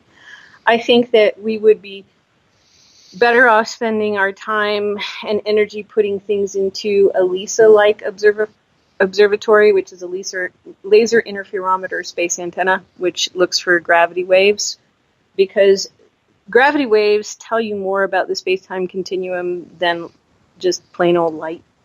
And gravity waves go through everything, and they can really help you understand the boundaries that we are up against in terms of the light and the matter that we see, and things like dark matter and axions and a bunch of other really cool things that are much like the paranormal. They are theorized. People think they're there. They would explain a lot about what we don't know about the universe. And so, I mean, I love pure science because pure science pushes the boundaries of what we think we know to the extent that we can start to grasp and understand what may actually be here on the planet with us and how that may be operating. But I also think that we need to have better politicians who are not lining corporate pockets so that we can take care of our people and do pure science so that we have a more enlightened situation in both areas. I don't think science is at odds at all with taking care of people, as long as science is used for ethical purposes and not just to line corporate pockets, like our politics happens to be at this moment, in my opinion. What happens when we develop a telescope that can look so far back that technically we're looking beyond what they believe is the beginning of the universe? What do we see then? Then we change our opinion of what reality is, and always expanding one's opinion of what reality is, in my mind, is a good thing. That can only be a good thing. And then all those skeptics who said, well, that could never happen because the universe was only 4 billion years old, have to go, click some, kick some dirt clods and, walk away and going, okay, I guess you're right. So. Be aware, too, if you go too far back, you're going to undermine a lot of religions. Yeah. I don't know. I just have a tough time believing, and this is the creationist in me, and no, I'm not a churchgoer or anything, but I do have my own beliefs. But I just have a tough time believing that we were built off an explosion. That doesn't make sense to me at all. And we may find out that we weren't if they do this. Right. I mean, true. We may be built off of something completely different and a bunch of explosions, and then, other things that happened, because that's just a baby theory. That's a baby theory of everything. But these kinds this kind of work in pure science takes those baby theories and fleshes them out and expands them. So, and it doesn't have to be, I'm a spiritualist too, but I love pure science, and I do believe in spirit, and I do believe that there is a divinity to what we have going around us, whether or not it's the divinity that the Bible points to, which is uber baby in my mind. It's like a little tiny baby and not very expanded. It probably isn't. It's much more expanded than that. So.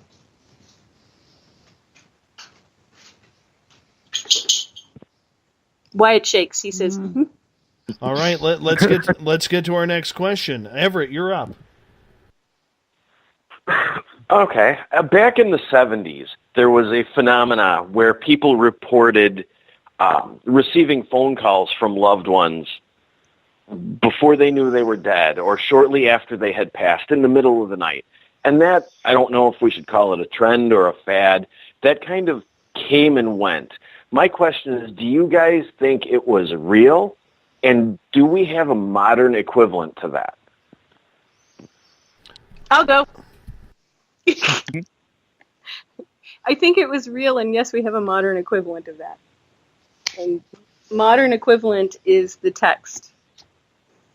And I have had clients call me based on receiving texts from phone numbers of their deceased loved ones that were no longer in service.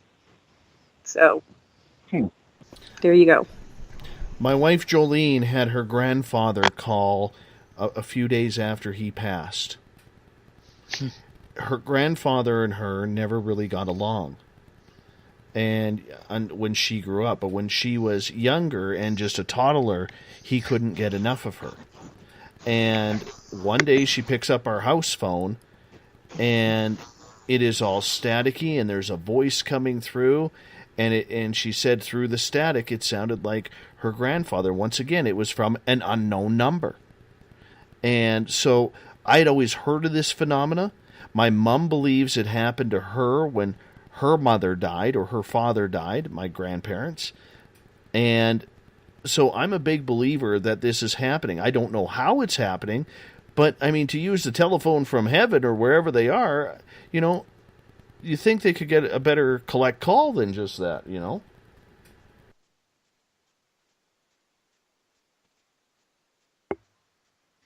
Radio. My friend Dave fixed the radio in my car because he said before he died, and he died young, he was murdered, but he had said he wanted My Way played at his memorial.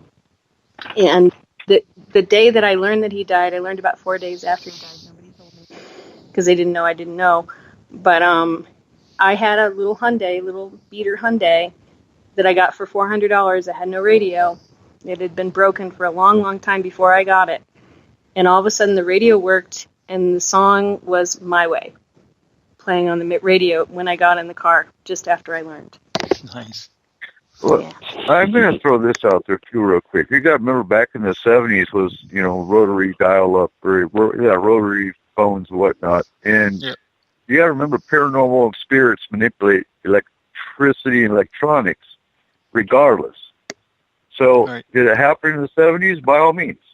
Today's modern equivalent, I think it's cool that you have texts that come through, Elizabeth, and I never thought of that. But I just think EVPs in general. Back in the 70s, you didn't hear so much about EVPs and electronic, voice manipulation.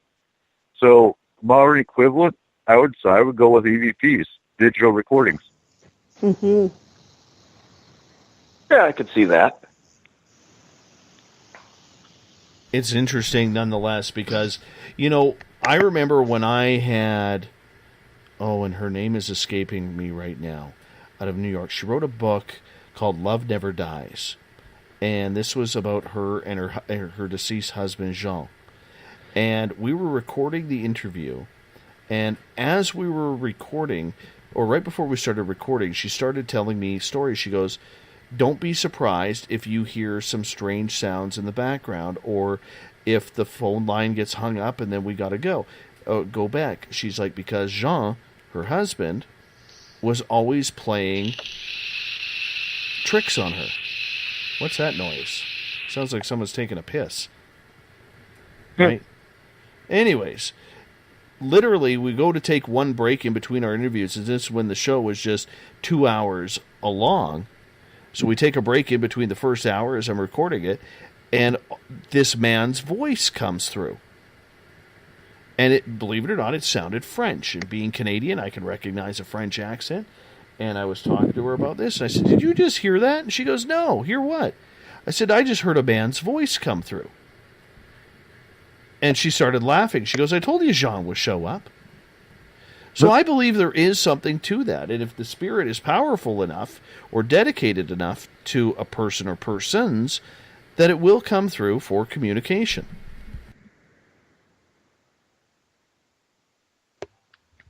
One thing that I never hear is when you're watching a live TV event. You never see any apparitions. You never hear any voices coming in. You'd think that would ever happen with the thousands of hours of sporting events and specials that are live. You'd think you would hear a strange voice here or there, but you never do. Or do we? Anybody know of any? You would be paying attention to it. Yeah, I mean, I always am. Abductees did back in the cathode ray tube days have things that would happen with TVs. That's awesome. But I haven't had anything with the newer TVs. But back in the early 90s, I did.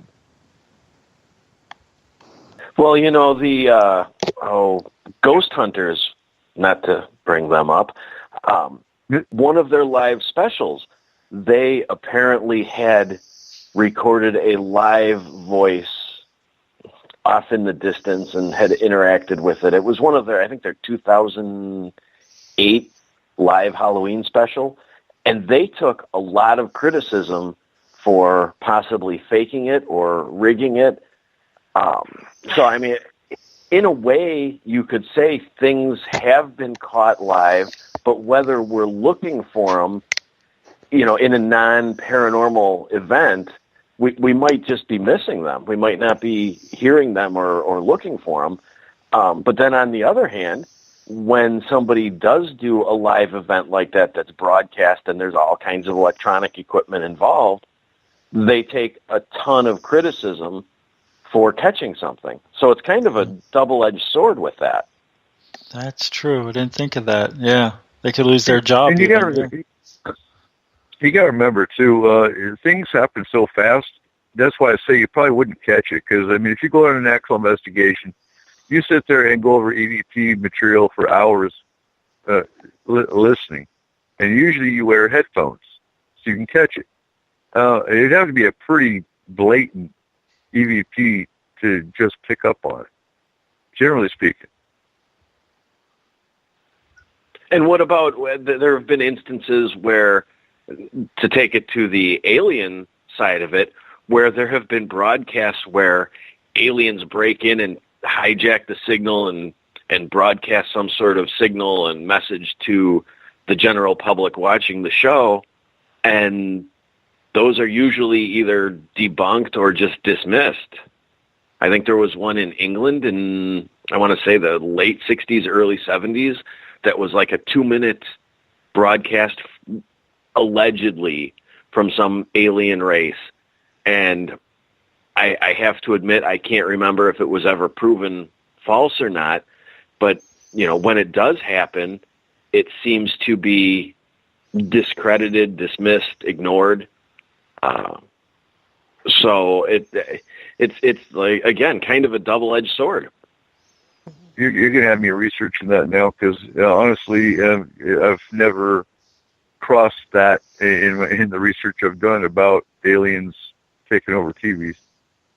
Yeah, it was BBC sometime, I want to say 68, maybe, 69, somewhere in there. Huh. Okay, I'll have to look that up. Let's move on to the next question. Who hasn't asked one yet this hour? I haven't. All right, get to it, Coops. So many have their theories about the secret space program. Who's right, who's wrong? They all think they're right. How do you tell the difference? And is there really a secret space program? What's your opinion?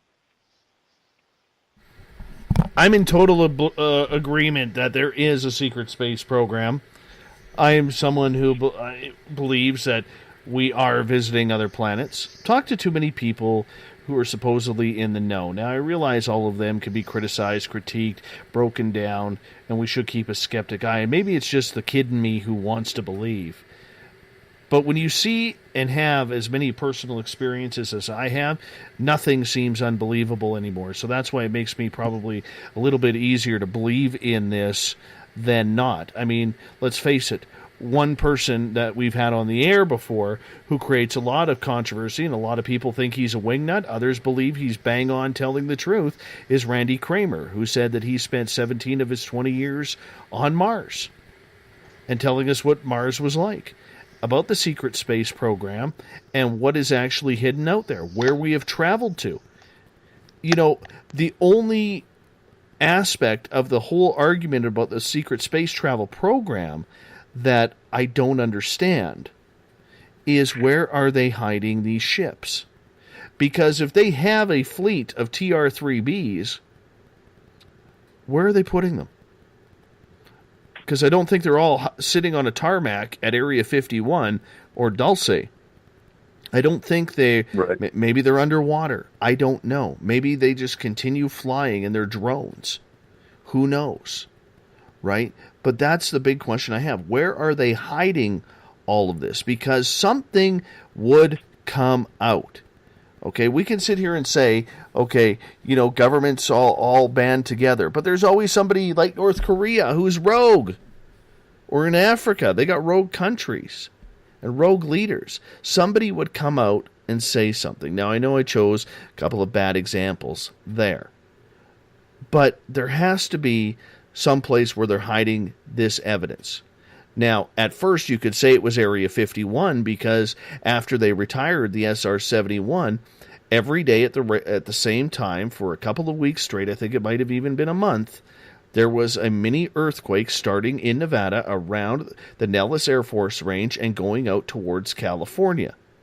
Some believe that was, the Aurora program that was, taking off because of hypersonic speed. It can cause a mini earthquake registration. So I do believe it's there. I do believe it's happening, but I'm not sure where they are hiding these craft because, let's face it, guys, and Rich, maybe you could follow up with this. People have seen TR-3Bs or the black triangles that look very small, and they've seen them the size of cities. And if you got something even in between that, you have to have a place to park the damn thing. Yeah, people have videotaped them, especially with night vision, night scoping. If you think about the world, the planet's small in the grand scheme of things, but it's an awfully big place to hide them. I think they could hide them underwater, underground, in Dulce, who knows, in a mountain, on the moon. And I do believe that there is activity on the moon, on the other side, the side that we never see, the only moon in our solar system that doesn't rotate like every other moon. Very strange. Unless I'm wrong on that, I think our moon is really big, too, for our planet. So that I just don't believe anything the government's going to tell me. I do believe there's a secret space program, yes, absolutely. And if there wasn't, I would be upset. So I hope there is, and I think there is. Yeah, I think there has to be, because I think when we were on the moon, supposedly, they said who said it? Buzz Aldrin, they're on the crater, they're watching us now or something like that. He may have been just talking about us. It doesn't have to be aliens. Be nice. Anyway, a little food for thought.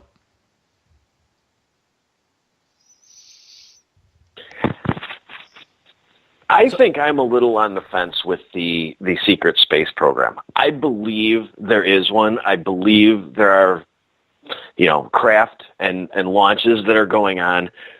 But I question how much of these stories of people coming out saying they've been to Mars and the government is doing this and that, how much of it is disinformation in a way? If the government doesn't want us to look at what's going on the moon, maybe they want us to get caught up in these stories of Mars and advanced craft and all these things just to avoid looking at it.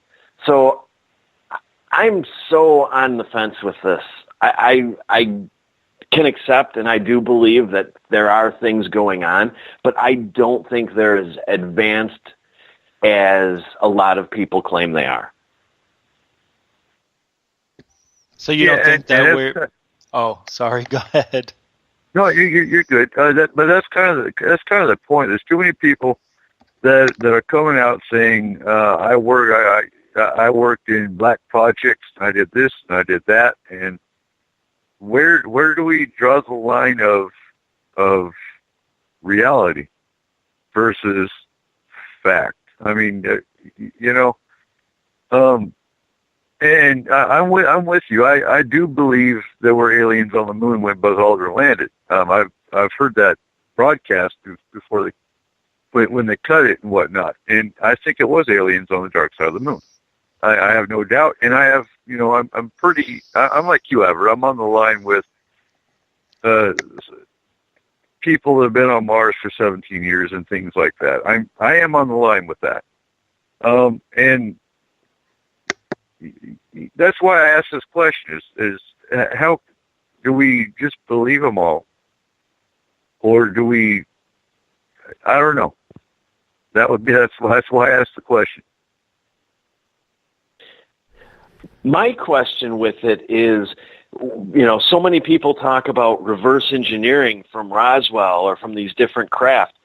If we have the technology to do the things that some of these people are claiming, I can't buy that somehow some of that technology hasn't worked its way into the public and become commonplace or, consumer grade. I just can't buy it. It seems like, with Roswell or any of these things, there was a plethora of things that came out of that development. Well, if we have all this other super secret technology, somebody is going to take some of that and try and make money off of it, and it's going to hit the consumers. And I'm just not seeing that with any giant leaps forward or technological advances that you would expect to see. I think they've managed, and I'm not sure how, but I think they have managed to keep it for the consumer. But you look at DARPA, you look at some of these military contractors, I think they take that technology and instead of giving it to the public, they use it to help our soldiers going into combat. I mean, for example, look at the new armor. The new armor that I've seen commercials of it on DARPA that makes them look cloaked. And, things like that. You can't tell me it's not alien technology. Why they're not sharing it with the public, that would be the question. I think I have another opinion. I think that we're getting close, because what I've been told by my engineer friend is that they're not that far ahead of us, but they're far ahead of us in terms of what they know can be done both with biological and consciousness technologies and integrating that with physical hardware. And I think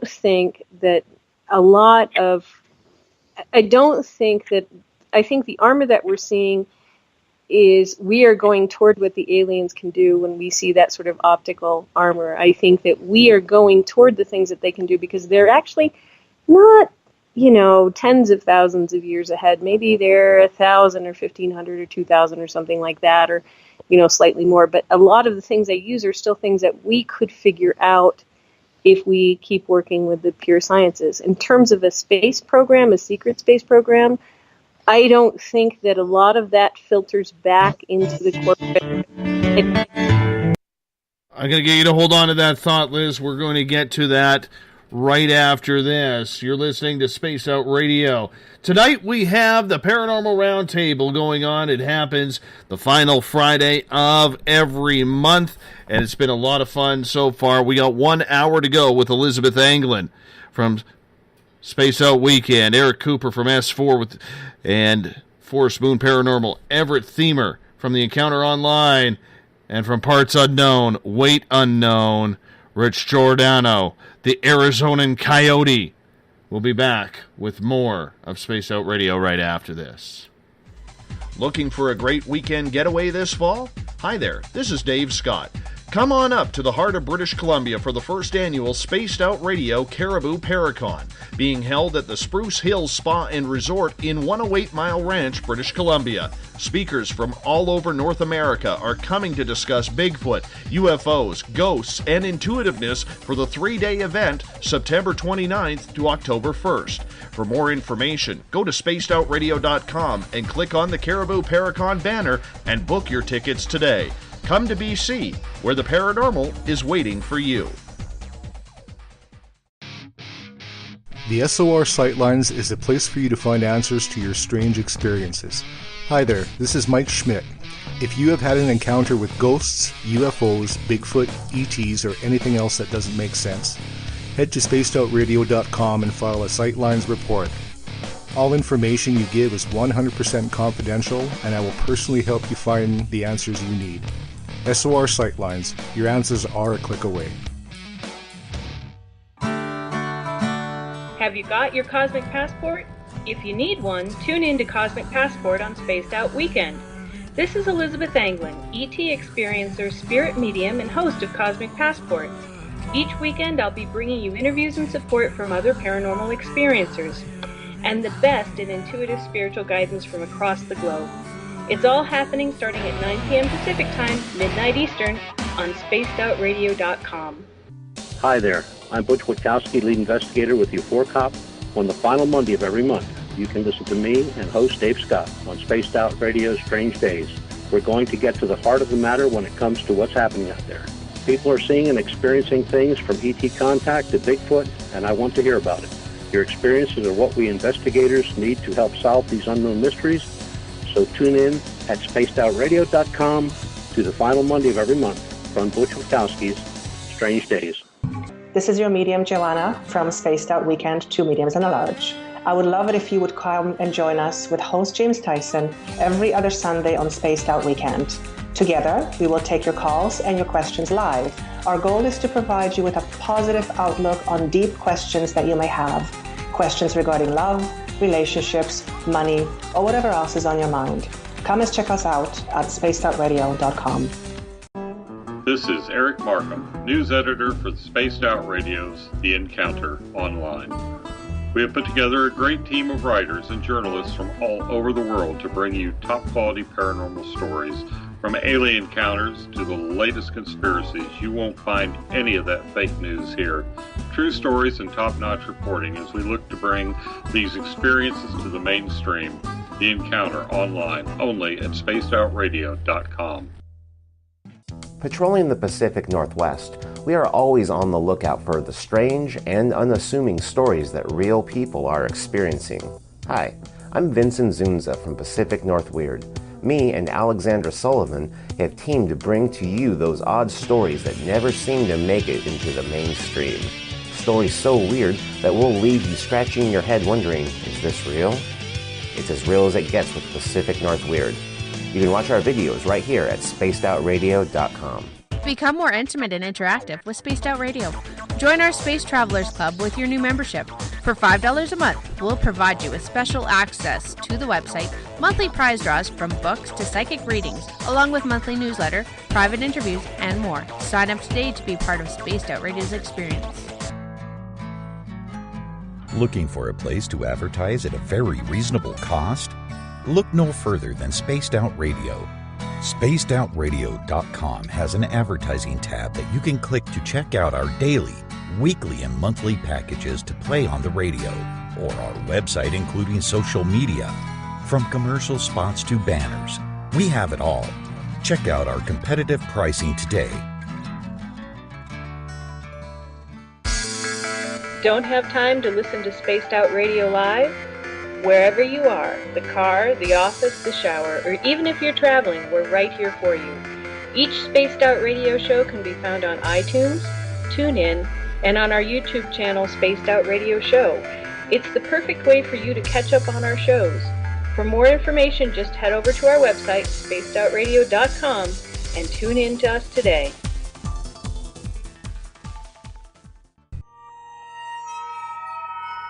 You hear footsteps in the empty room above you. A rocking chair begins rocking by itself. Don't be afraid of the things that go bump in the night. Reach for Spirit Storybox, the iPhone app the Huffington Post UK called the only ghost hunting app you will ever need. Spirit Storybox. The spirits are telling their stories. Are you listening? Strange creatures lurking in the night, the sounds of wood knocking in the forest, odd happenings right out of a fictional world. These are the reports I love. Hi there, this is author Ronald Murphy, and I would love it if you join me and Spaced Out Radio host Dave Scott the second Wednesday of every month on our journey into the unknown land of cryptozoology at spacedoutradio.com. From Mothman to Frogman and everything in between. Hey, they don't call me the crypto guru for nothing. Did you know that Spaced Out Radio runs 7 days a week? Hi, it's James Tyson from Spaced Out Weekend. Every Saturday and Sunday night, starting at 9 p.m. Pacific, midnight Eastern, you can join me and my guests for some great chatter about what's going on out in the universe, or even in that dark part of the basement you really don't want to go back into. Well, let's find the answers to your experiences together. So come on up to Uncle Jimbo's cabin on the weekend. For more information, look us up at spacedoutradio.com. The views and opinions expressed by tonight's guest and topic of discussion do not necessarily represent the official policy or position of Spaced Out Radio, Spaced Out Weekend, Spaced Out Radio Limited, its hosts, syndicated carriers, or anyone associated with this broadcast. You're listening to Spaced Out Radio with Dave Scott. Follow Dave on Twitter at Spaced Out Radio. and hashtag Spaced Out Radio, and on Facebook Spaced Out Radio Show. Now, back to the program. A child grew up too fast, went running wild. Now we don't know who to pray to anymore. Welcome back to the final hour of Spaced Out Radio tonight. I am your host, Dave Scott. Good to have you with us. Tomorrow night on the program and Sunday, it's Spaced Out Weekend with James Tyson and Elizabeth Anglin as they rock the cabin for 2 straight nights while I go into the forest to try and find my Zen and my Chi. We'll see if I can actually find it this time. I haven't found it in a while, but that's okay. 9 p.m. Pacific, midnight Eastern time at spacedoutradio.com where we get everything going. We want to welcome in everyone listening in on the United Public Radio Network on 107.7 FM in New Orleans and over 160 countries around the world. Good to have you with us. We're also live on WQEE 99 Rock the Key down in Noonan, Georgia, home of The Walking Dead. We're live in Las Vegas on Renegade Talk Radio, KTLK, The Fringe FM. And if you're listening in on Revolution Radio, remember the Double R Machine is a donation station financed by you, the valued listener. Head on over to freedomslips.com and donate today. Bill Cardwell has set the password for tonight in the SOR Space Travelers Club. Epalpate. Epalpate is your password, Space Travelers. Make sure you use it wisely as Bill sets a password each and every night right here on the mighty SOR. Now, if you want to follow us on social media, you can do so on Twitter at Spaced Out Radio. Use the hashtag Spaced Out Radio to chat and comment during the show. You can give our Facebook page a like, Spaced Out Radio Show. Tune us in on TuneIn. Download this show and others on iTunes. We're also on RadioGuide.fm, TalkStream Live, Player.fm, and Stitcher.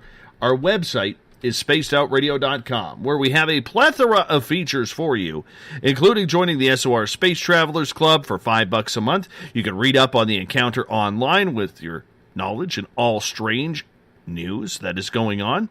And we have the brand new Spaced Out Radio store. Posters, stickers, t-shirts up for grabs right now. Make sure you head on over there to pick up your swag of Spaced Out Radio today. The panel for the Roundtable for the final time tonight. I introduce Elizabeth Anglin from Spaced Out Weekend, Eric Cooper from Forest Moon Paranormal and S4, Everett Thiemer from the Encounter Online, and the Desert Rat himself, Rich Giordano from Arizona. How y'all doing? Epalpate, yes. I don't even know what it means. It's all right. It sounds good. It rolls off the tongue nicely. Absolutely. Let's get to my final question for the panel of the night before we get to yours, because tonight is racing on by. In your opinion, and Everett, we'll start with you, what is the biggest failure of the entire paranormal umbrella as to why the mainstream refuses to take our research and topics seriously?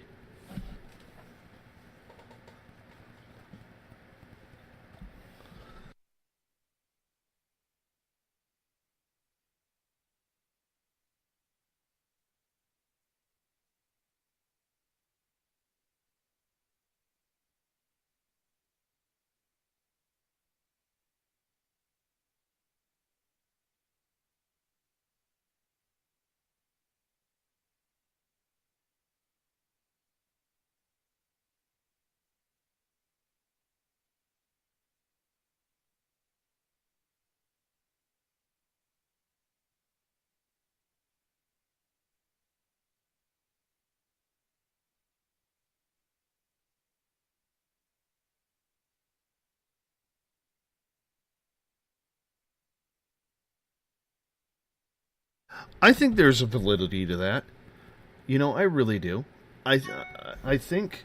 Oh, yeah, I'm sorry. Everett, I forgot to hit the button to get you guys on. Yes, I know that I screwed up there. I apologize. I hear the show. That was completely my fault. Everett, do you want to give your answer to that question again? Let me read the question again for you. And it is... Yeah, what an amateur move. Coop, I'll get to you in a second. Let's get Cooper on here. Man, I just turned this into a bloody train wreck just like that. Just like that.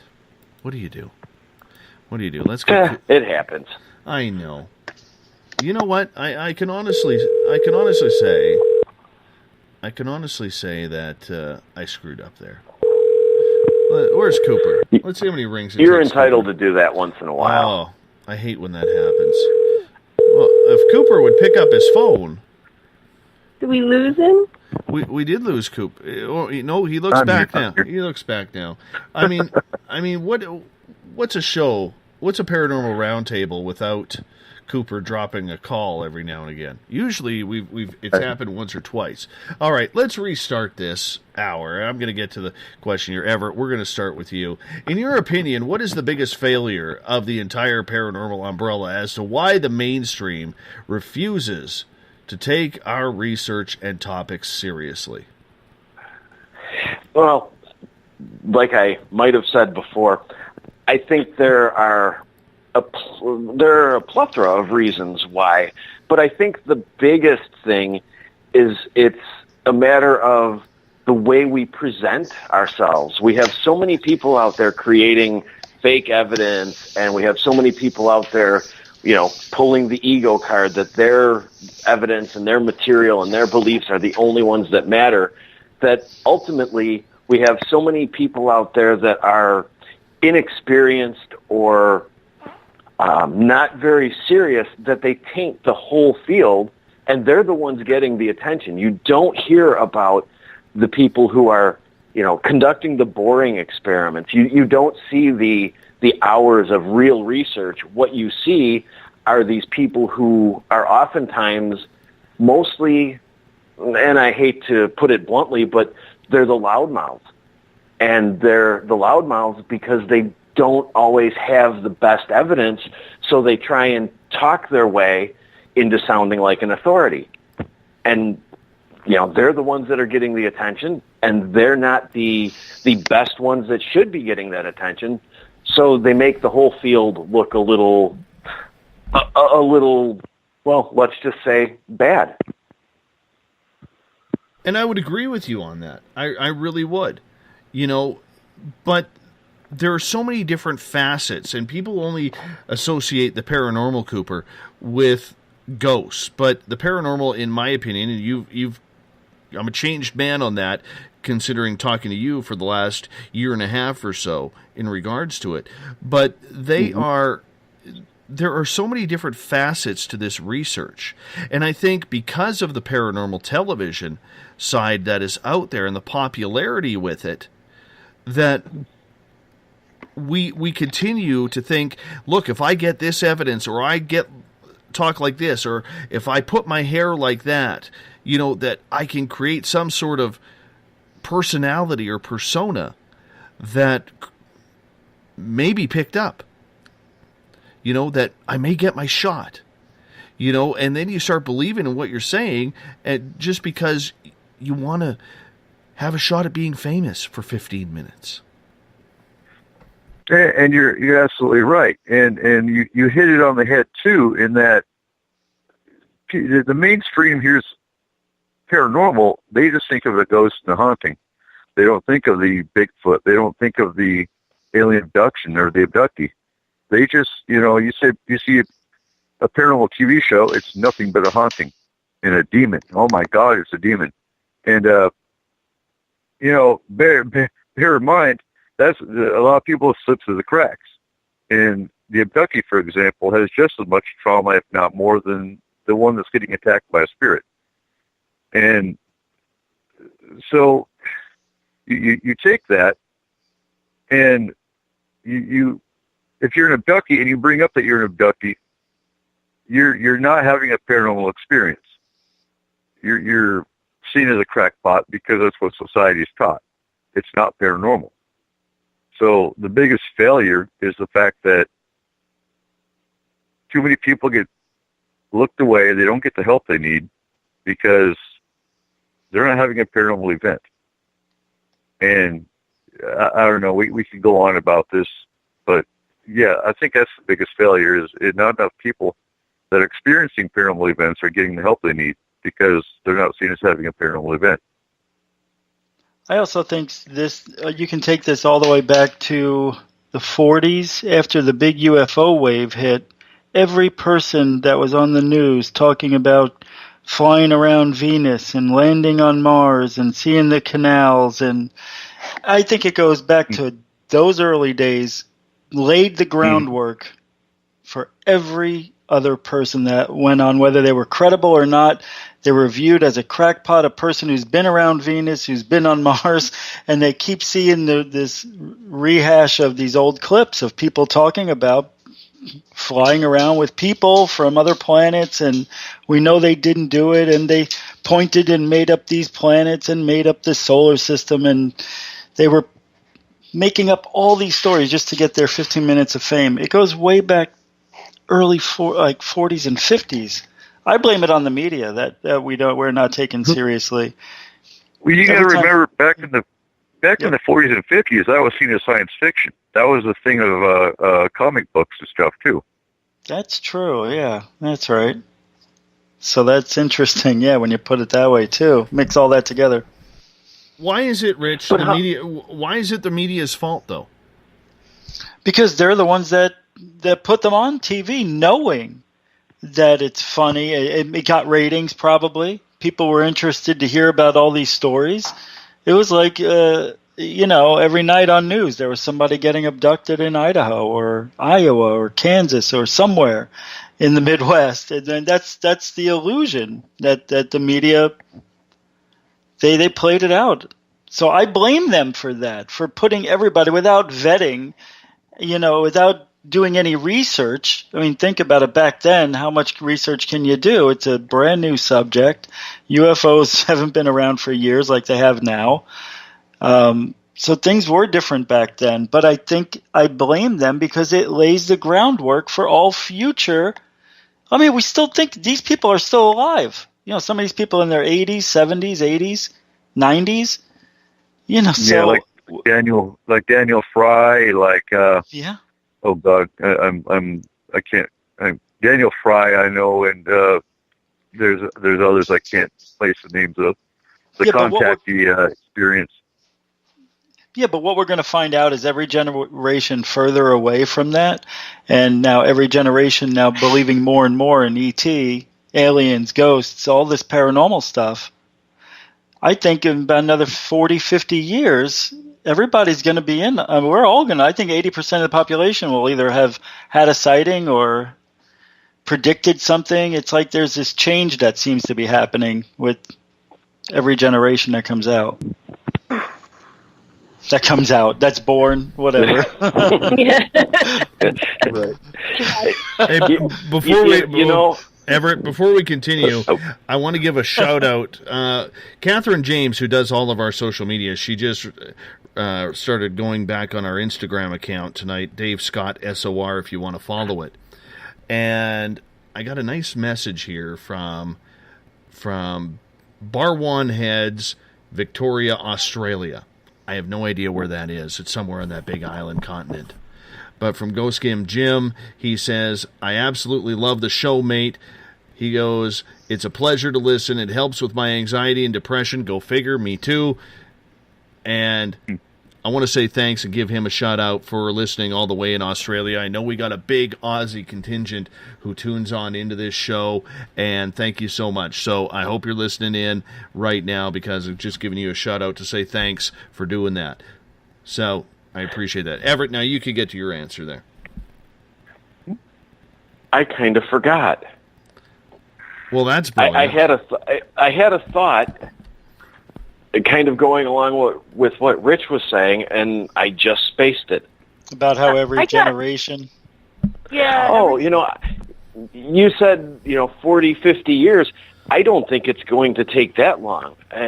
I think even the kids that are, 19, 20, they're so accustomed to some of this information that they see things a little differently than maybe even I do, and they're a lot more open to it in general than so many of the older generations. I think that there's going to be some sort of shift, like you said, in the generation now, the millennials, the kids that are 19, 20, 25, in that age range.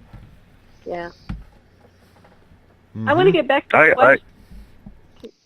Liz, go ahead. Liz, go ahead.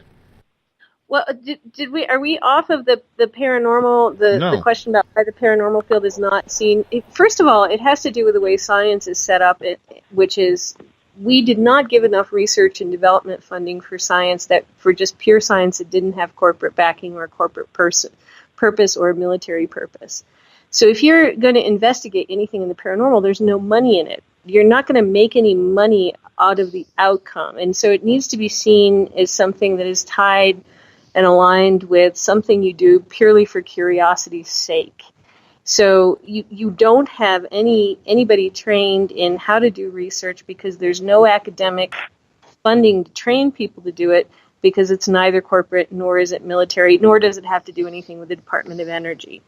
And basically all of the money that we do not put in money for things that aren't going to either protect us or do something to grow our economy in some way. And so, and energy runs into growing the economy. So there's that problem, that we don't like pure research in this country. We never have, and we give less to pure research than other countries of a similar ilk. The other thing is we have nobody who's trained in doing science because there's no money in it. And even if you try to get real researchers, pure researchers to go into it, they're afraid that they won't be employable. And this happened at MIT when Dave Pritchard had one of his grad students who wanted to, we found stuff around my house that I was living in 1992 in Somerville. We had like the silver strings on the trees after an event. They were going to put things in my room, and weigh my bed to see how long I was out of bed at night. And this poor student who really wanted to do it ended up not doing it because he never wanted to be, chastised or not get a job or not be able to go work for the DOE or the DOD or something like that. So you have to be incredibly willing to not care what other people say and not be concerned with what your job is going to be in order to be in this field to begin with, especially if you are a scientific researcher. Never mind what everybody else is doing, because that's the only thing there is to do, and everybody's grasping at what's left, which is very little. There isn't money in the paranormal. Everybody you say is making money, except maybe if your hair is good, like Giorgio, you're not making money, in my opinion. We want to, though. I know we want to. We want to bad. Send us like money. We would tell you about aliens. And Giorgio's going bald. Poor guy. He's going to be done. That is going to be one great Friar Tuck, though, when it's done. Hey, Dave, if you want to make money in this, I'll pay you to grow your hair like Giorgio. No, that's his shtick. That's his shtick. We're going to find my own, and mine is going to be a big question mark over my face for every photo, so that way I don't have to, be there. Oh, you are entirely too hard on yourself. Yeah, not the first time I've heard that. Not the first time I've heard that. But in regards to the whole paranormal aspect of everything, guys, I think one of the things that we're overlooking is the lack of education. It's hard for a lot of people out there to take any type of research seriously when a lot of people who are doing the research and are very outspoken about the research are people who, as society would dictate, not have the university education or even the proper degree to be looking into scientific research study. And even social science research, they are not setting up research protocols that would even fly for psychology because they've got no training in it. They never had an advisor. They never had somebody who said, okay, you have to do this. You have to put down your methodology this way. We'll have people review the methodology. Then we'll come back to you with comments. none of that happens. None of this is actual, what would be considered research that meets research protocol standards. Mhm. Sorry. Well, you can take that a step further and say there's no license for a paranormal investigator to walk up to a door and say, look, I'm certified by the state, or I've got a federal certification stating I'm a professional paranormal investigator. So, I mean, when you talk about education, there's no education for a paranormal investigator for that matter. Yeah. Well, how do you license somebody when there is no formal educational path to study? Well, you really can't. But that's the downfall of it, because no one's going to take you serious when you can just walk up with a business card and say, I'm a paranormal investigator, I've been doing this for a year, and, okay, whatever. So what have you experienced? Or, what makes you the authority to come in to my house and tell me what I'm experiencing when I'm the experiencer that's dealing with it? And then they get their nice little picture in EVP, half of them, and they leave, and there's no closure for it. But there's no education for these people. That's why every Tom, Dick, and Harry can jump up and say, I'm a paranormal investigator today, because there is no set standard for it. So do you think maybe there should be a class in college, or maybe a high school class you can take on like life experiences in the paranormal, but also real life experiences on how to write a check? I don't know. That's the line. That's the line that needs to be established. That'd be cool Whatever if they happened did to teach the- it. Oh, sorry. Yeah, well, whatever happened to the University of Edinburgh, I believe it was, for a while actually had a program, a bachelor degree program, I believe, in parapsychology. Does anybody know what happened to that? I believe they discontinued it, and I'm not sure why, but that was a step, and it seems to have just been quashed.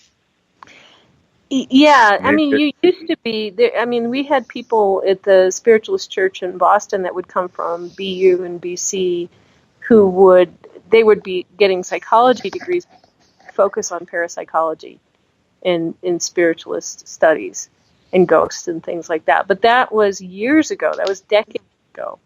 And now it's, you're either part of the freak show or you're nothing at all. But Liz, you just said something very important there. You're either part of the freak show or you're nothing at all. Mm-hmm. How do we break that trend in regards to having that reputation? I almost feel like doing the LBGT thing. We're here. We're weird. Get used to it. We're not the freak show. We're just here. We're weird. Get used to it. I don't know. Just, keep going, I guess. And I have no idea. But how much do you guys think that these classes, that every paranormal group seems to offer classes that will turn you into a certified paranormal investigator or a certified ghost hunter? And the fact is, these classes aren't accredited. They're not recognized by any educational body. You really don't need much more than a business license to go out and begin certifying people. And it doesn't mean much. So how much damage do you guys think that does to the field from within the field? Because you have these people going out there waving their credentials or their certificate that essentially doesn't have any validity to it. Mm-hmm. Well, I guess you could always look at the evidence and compare it to their data and someone else's data and see where they lay. It's Yep. No, go ahead. But you get some groups out there, Rich, okay, like TAPS, who have a lot of their members who don't share evidence, even with their fellow TAPS members, let alone their clients that they are investigating.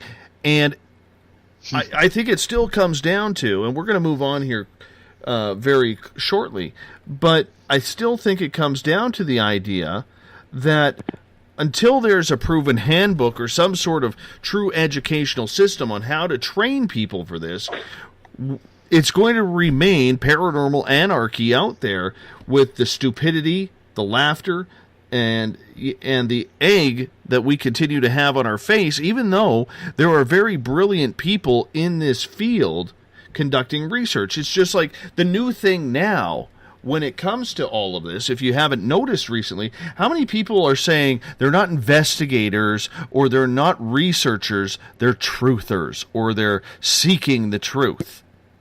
Yeah.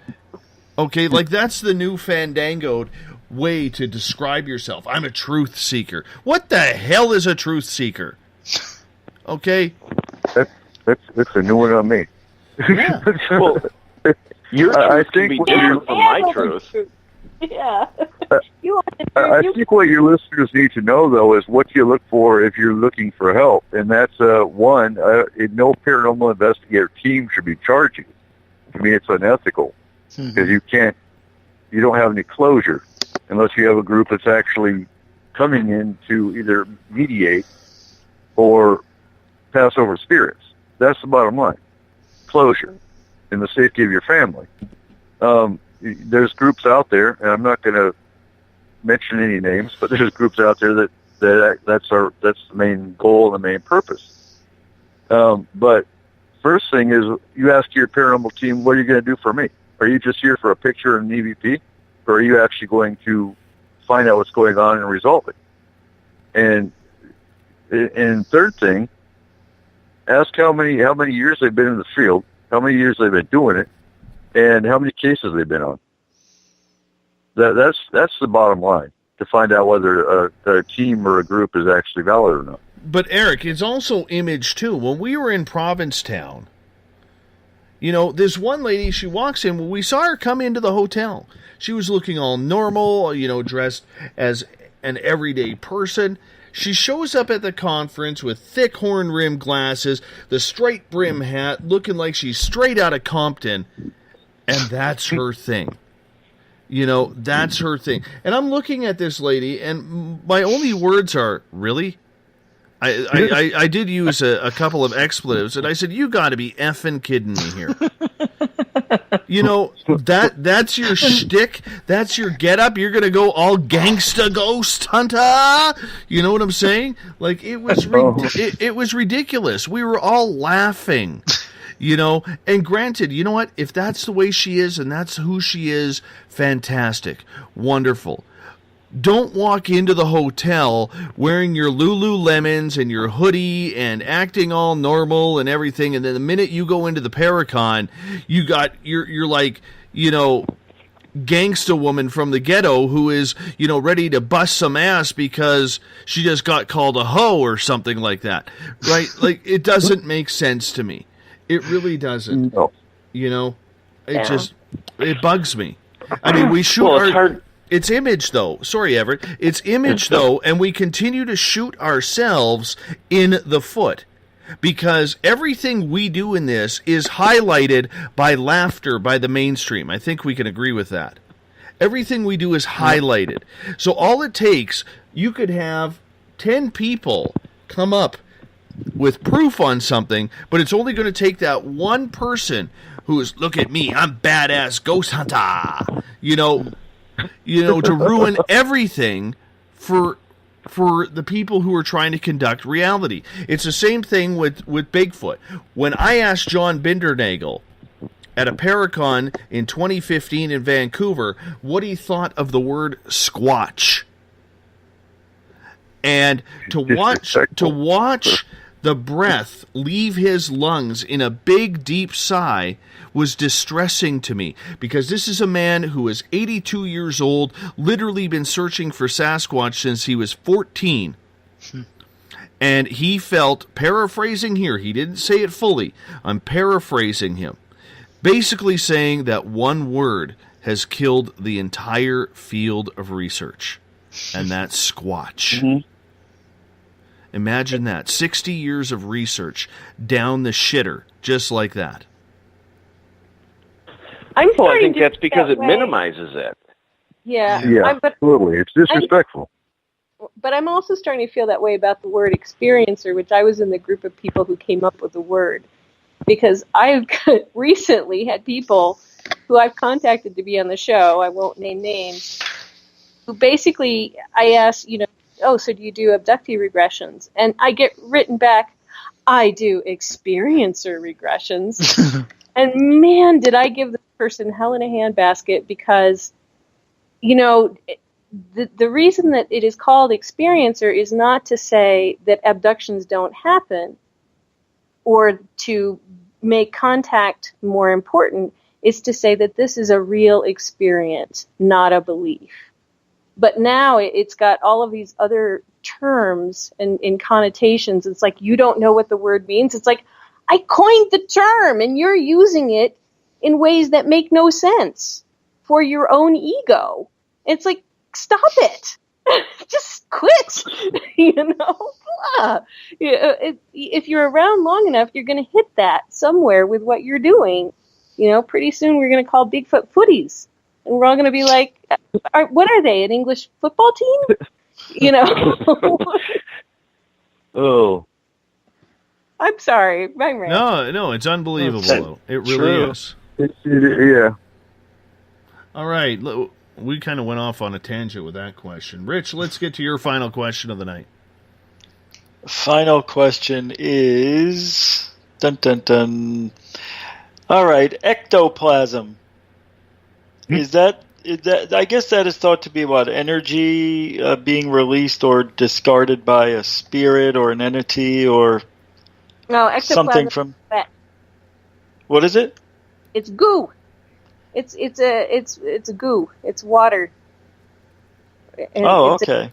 It's a jellified water. If you've ever seen it, you'll know. I got some on a Bible that was left for me by somebody who had just passed. They left a Gideon's Bible. My friend John died. I learned about his death at work. I had to take a bus to my car, which was in a parking lot in June in New Mexico, and the wind was blowing. Right in front of my car door was a Gideon's Bible opened up to John, John 10-something, love thy neighbor as they love thyself. But the Bible was covered in ectoplasm,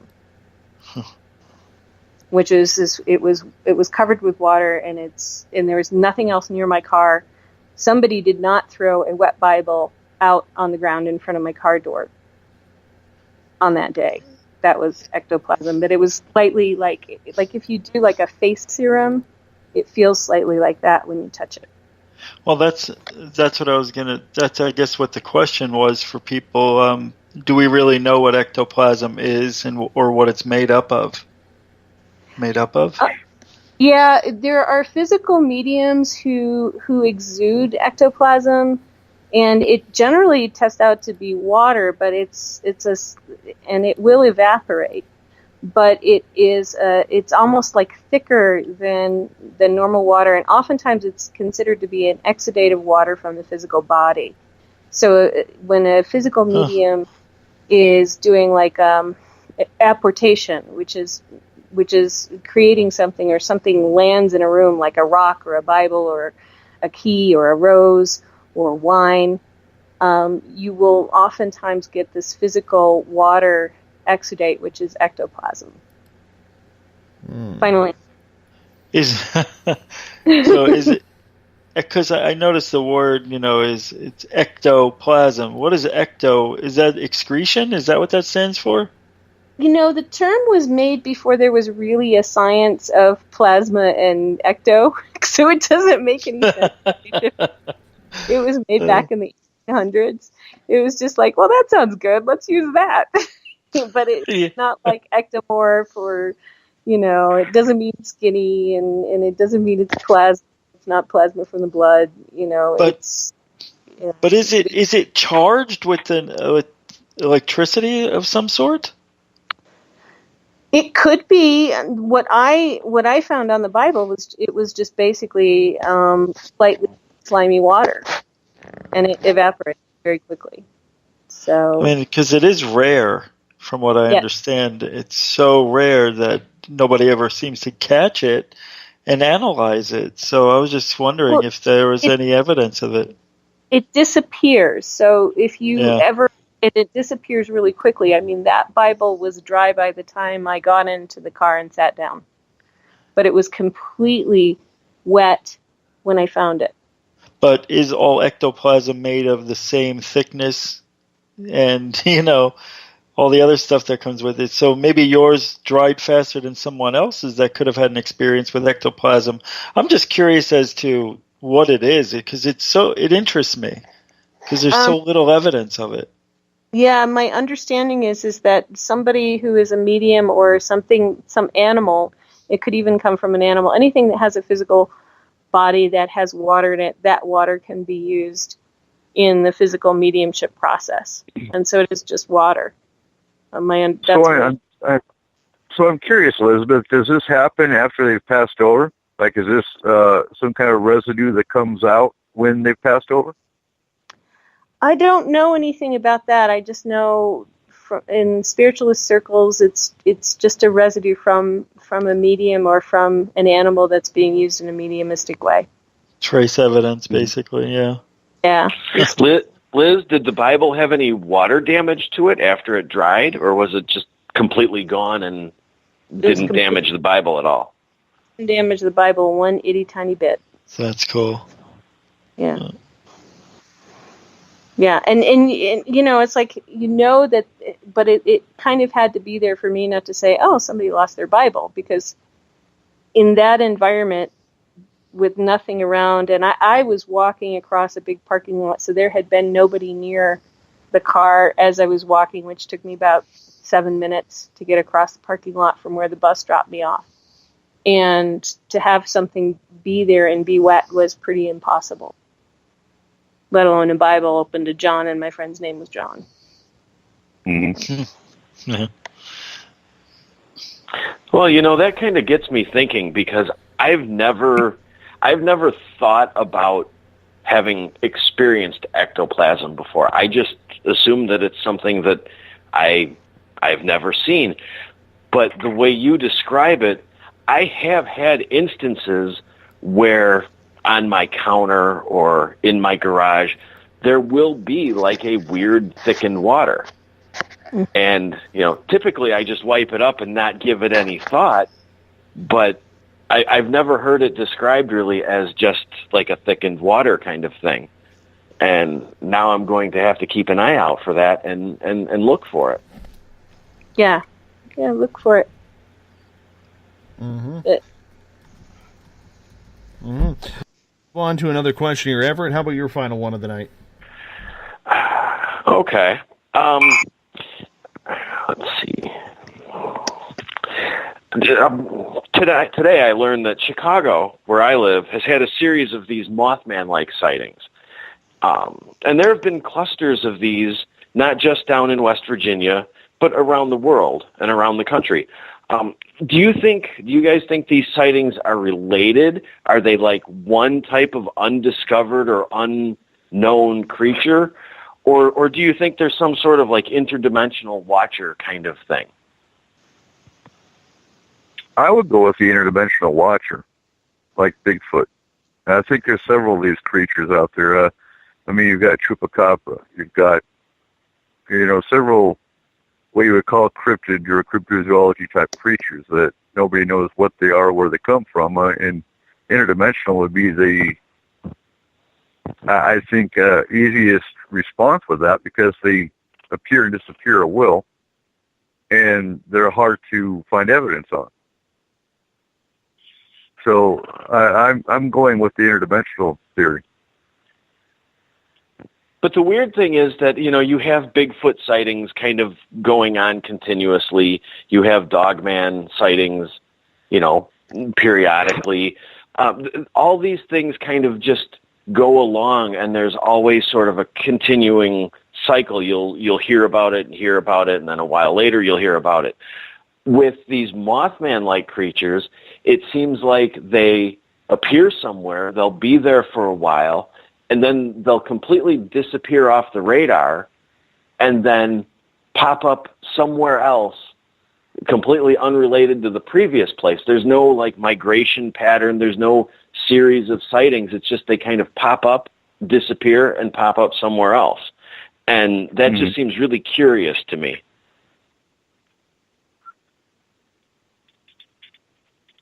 Anyone else got an idea? So how many of these sightings in Chicago have been coming up lately? Is this just lately? This is just within the past few weeks. I just found out about it this afternoon. I believe there have been about 4 or 5. Okay.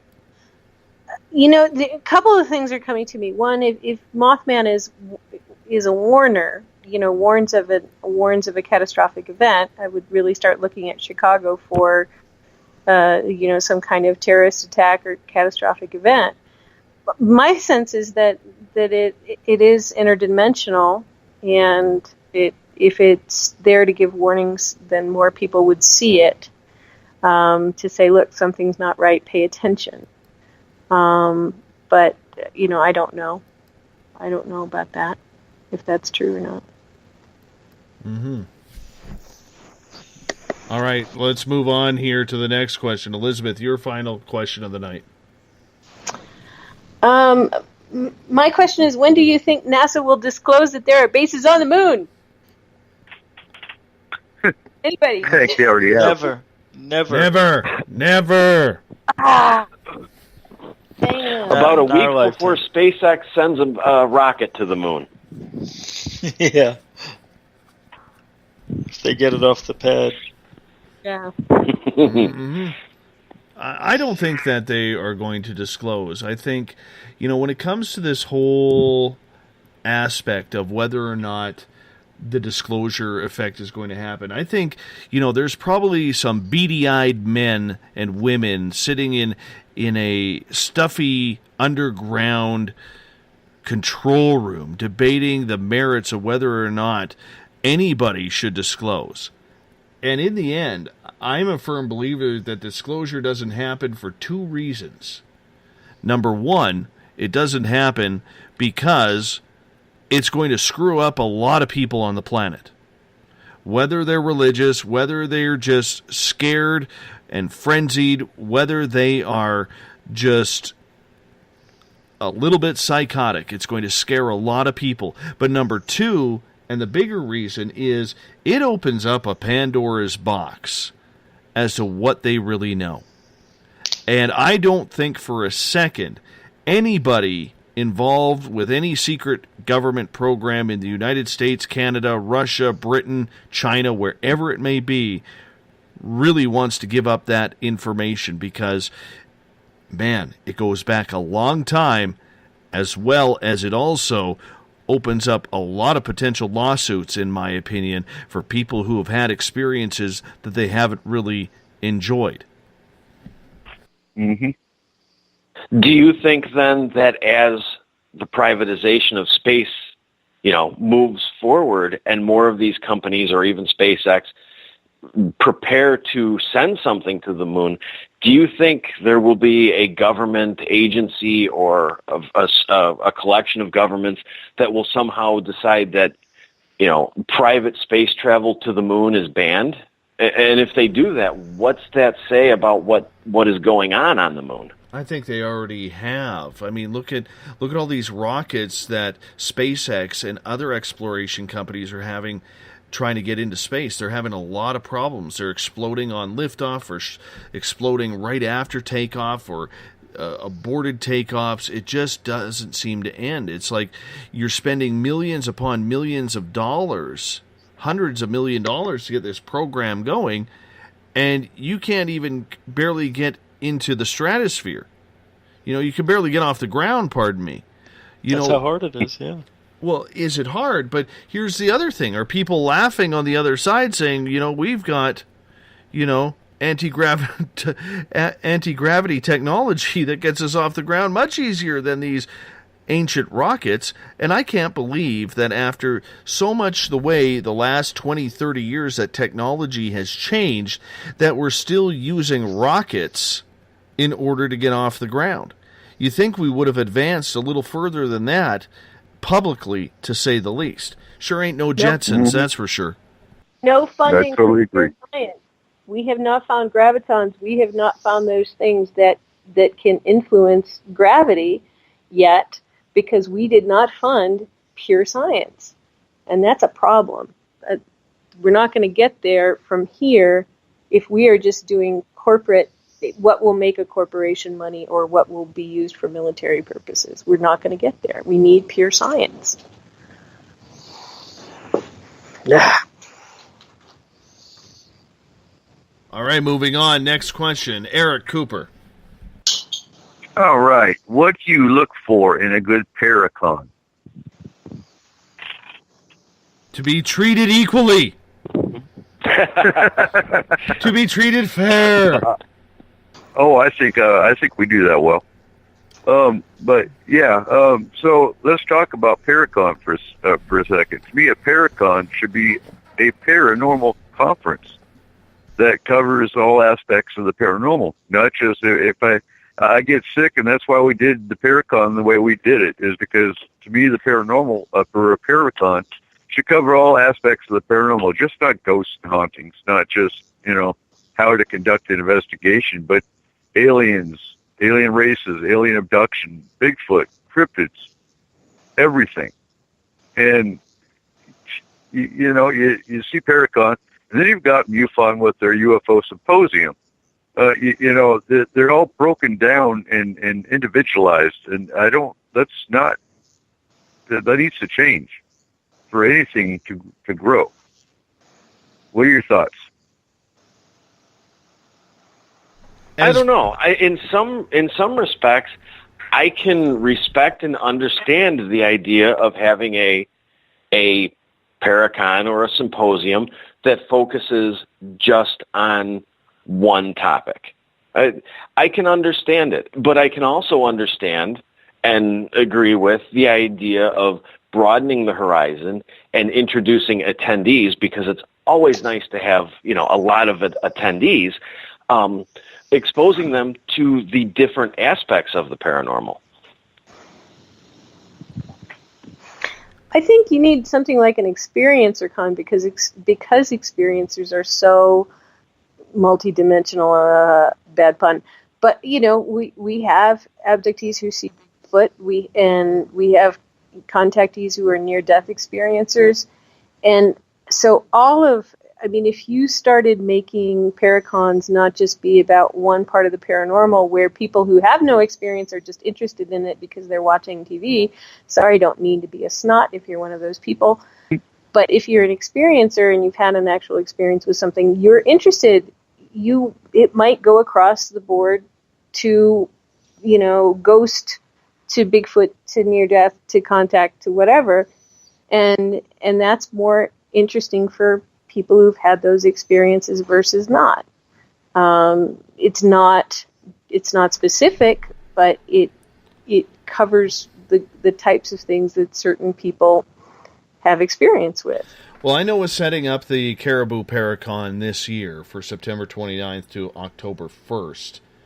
The main thing is you want to have a little bit for everybody, because not everybody is going to sit through 8 hours of ghost hunting speakers without a break, without, some sort of time to eat, go to the bathroom, have a cigarette, whatever they need to do. It's not just going to happen that way. I mean, with us, we're setting up our guests spread out over 3 days with 15-minute breaks in between. We are, between each speaker, that is, we are, really trying to cater to that audience, because nobody has, unless you are a dedicated follower with children that are grown and you got no responsibilities, nobody's going to be sitting in that forum for 8 hours a day. Nobody. And you have to be able to cater that. But the other thing that I would suggest, too, is treat your guests well. Treat your guests well. Include them in things. I don't know how much air deflated out of me in Provincetown when I'm sitting at the bar with two of our listeners, Dave and Maggie, and I said, "What are you guys up to tonight?" "Oh, we're going to the VIP dinner and the ghost hunt afterwards," to find out that we weren't invited.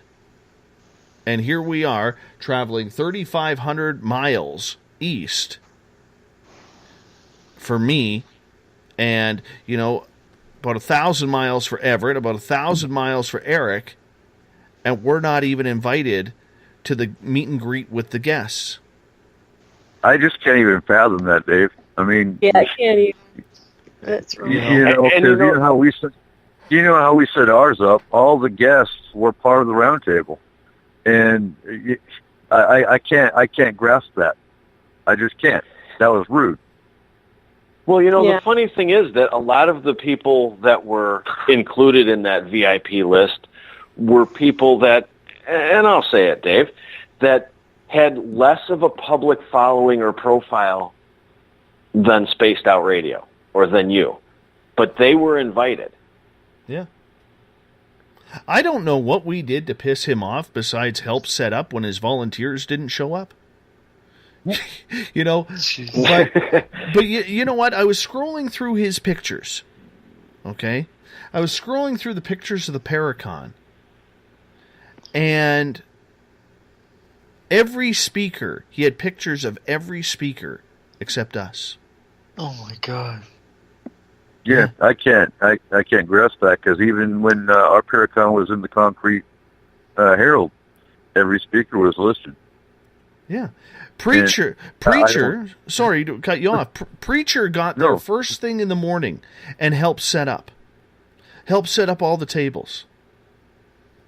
Right?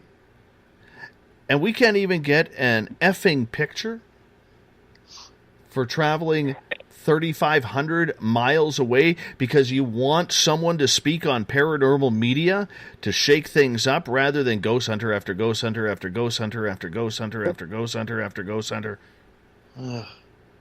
Seriously. And the thing is, we came into that wanting to be Sam's biggest ally. Yeah. I agree. We promoted the hell out of that show for almost 2 months. I'm sorry. I'm pissed off about it. I've tried to hold back, Everett. I am I know. Oh, dude, I can't say that word. I am pissed off. Okay? And rightfully so. But, the main thing is, Amy Bruni's hair looked great. Mine was better. I don't know. I think she uses that fancy shampoo, Everett. It's just mane and tail for me. I can't afford that expensive stuff. Me either. Me either. But I can tell you this, guys. It's something that it was a lot of fun in a lot of ways going to that Paracon. But there is so much that I will not be doing at the Caribou Paracon when we host that this fall. Right? I mean, to exclude one of your guests or one or more of your guests from the VIP dinner and guest dinner, to me, that was an absolute punch in the stomach and deflated all my air. And the only thing that I left there with, besides meeting some good friends and good people, but from the event, the only thing I left there with was wondering what the hell I just spent $1,500 on out of my own pocket. Well, and honestly, taking it from, if I paid for a VIP ticket, I would be pissed off. Why didn't I get to see all the guests? If I paid money for a VIP ticket. They didn't even have an MC. Oh, my God. Right? Basically, it was, okay, shuffle off the stage, next one set up, and 3, 2, 1, here we go. Ugh. Yeah, some of the between presentations was painful. That part was not run smoothly at all. It was, if I had been a guest there to see these speakers, I would have been bored quite a bit of time because it was very unprofessional between speakers. It Yeah, this guy never went to 4-H. Basically, it sounds like he never did anything in 4-H because you learn that in 4-H. I hear you. Yep. I got Bumblefoot on. All right. It's that time, people. It's that time we wrap it up. Elizabeth Anglin, Eric Cooper, Everett Thiemer, Rich Giordano, thanks for participating in the SOR Roundtable tonight. We'll do it again on June 30th. June 30th is the next one. Yay! Let's have some fun with it once again. Once again, tomorrow night and Sunday, Uncle Jimbo, James Tyson, and Elizabeth Anglin in for Spaced Out Weekend right here at spacedoutradio.com. Everything gets going at 9 p.m. Pacific, midnight Eastern Time. Make sure you check it on out. It's going to be a good time indeed. I want to thank everyone on my team that makes the Monday through Friday show and the business side look pretty damn good. Everett Thiemer and Eric Markham from The Encounter Online, Jolene Lammers on web design, Catherine James, our social media guru, Bob Davis with the dulcet tones that introduces us every single show, Kim Gandy, our Director of Business Development, Lana Scott, my personal assistant, Thomas McGowan in sales, all of you spreading the love, spreading the word around the media, around Twitter, around Facebook. And that's why together, my family and friends, we are going to own the night. Why? Because we will. So keep up the great work as we start to check on out from Spaced Out Radio tonight. What are you guys doing home on a Friday night anyways? It's time to go to bed, don't you? I know. But that's just the way it goes, everyone. We got to do this together. Thank you once again for tuning in this week. I will be back on Monday, May 29th. Butch Witkowski talks cryptids. Once again, we love Butch Witkowski's Strange Days around here. You enjoy the weekend. You make sure you tune on in because James and Elizabeth are going to bring it to the show Saturday and Sunday night. Much love, my space travelers. Enjoy Mr. Bumblefoot. He's about to take us home for the week. I'm heading off into the wilderness. I got to go find my Zen, my Chi, and maybe a hamburger. Definitely a cold Pepsi as well. I'm out.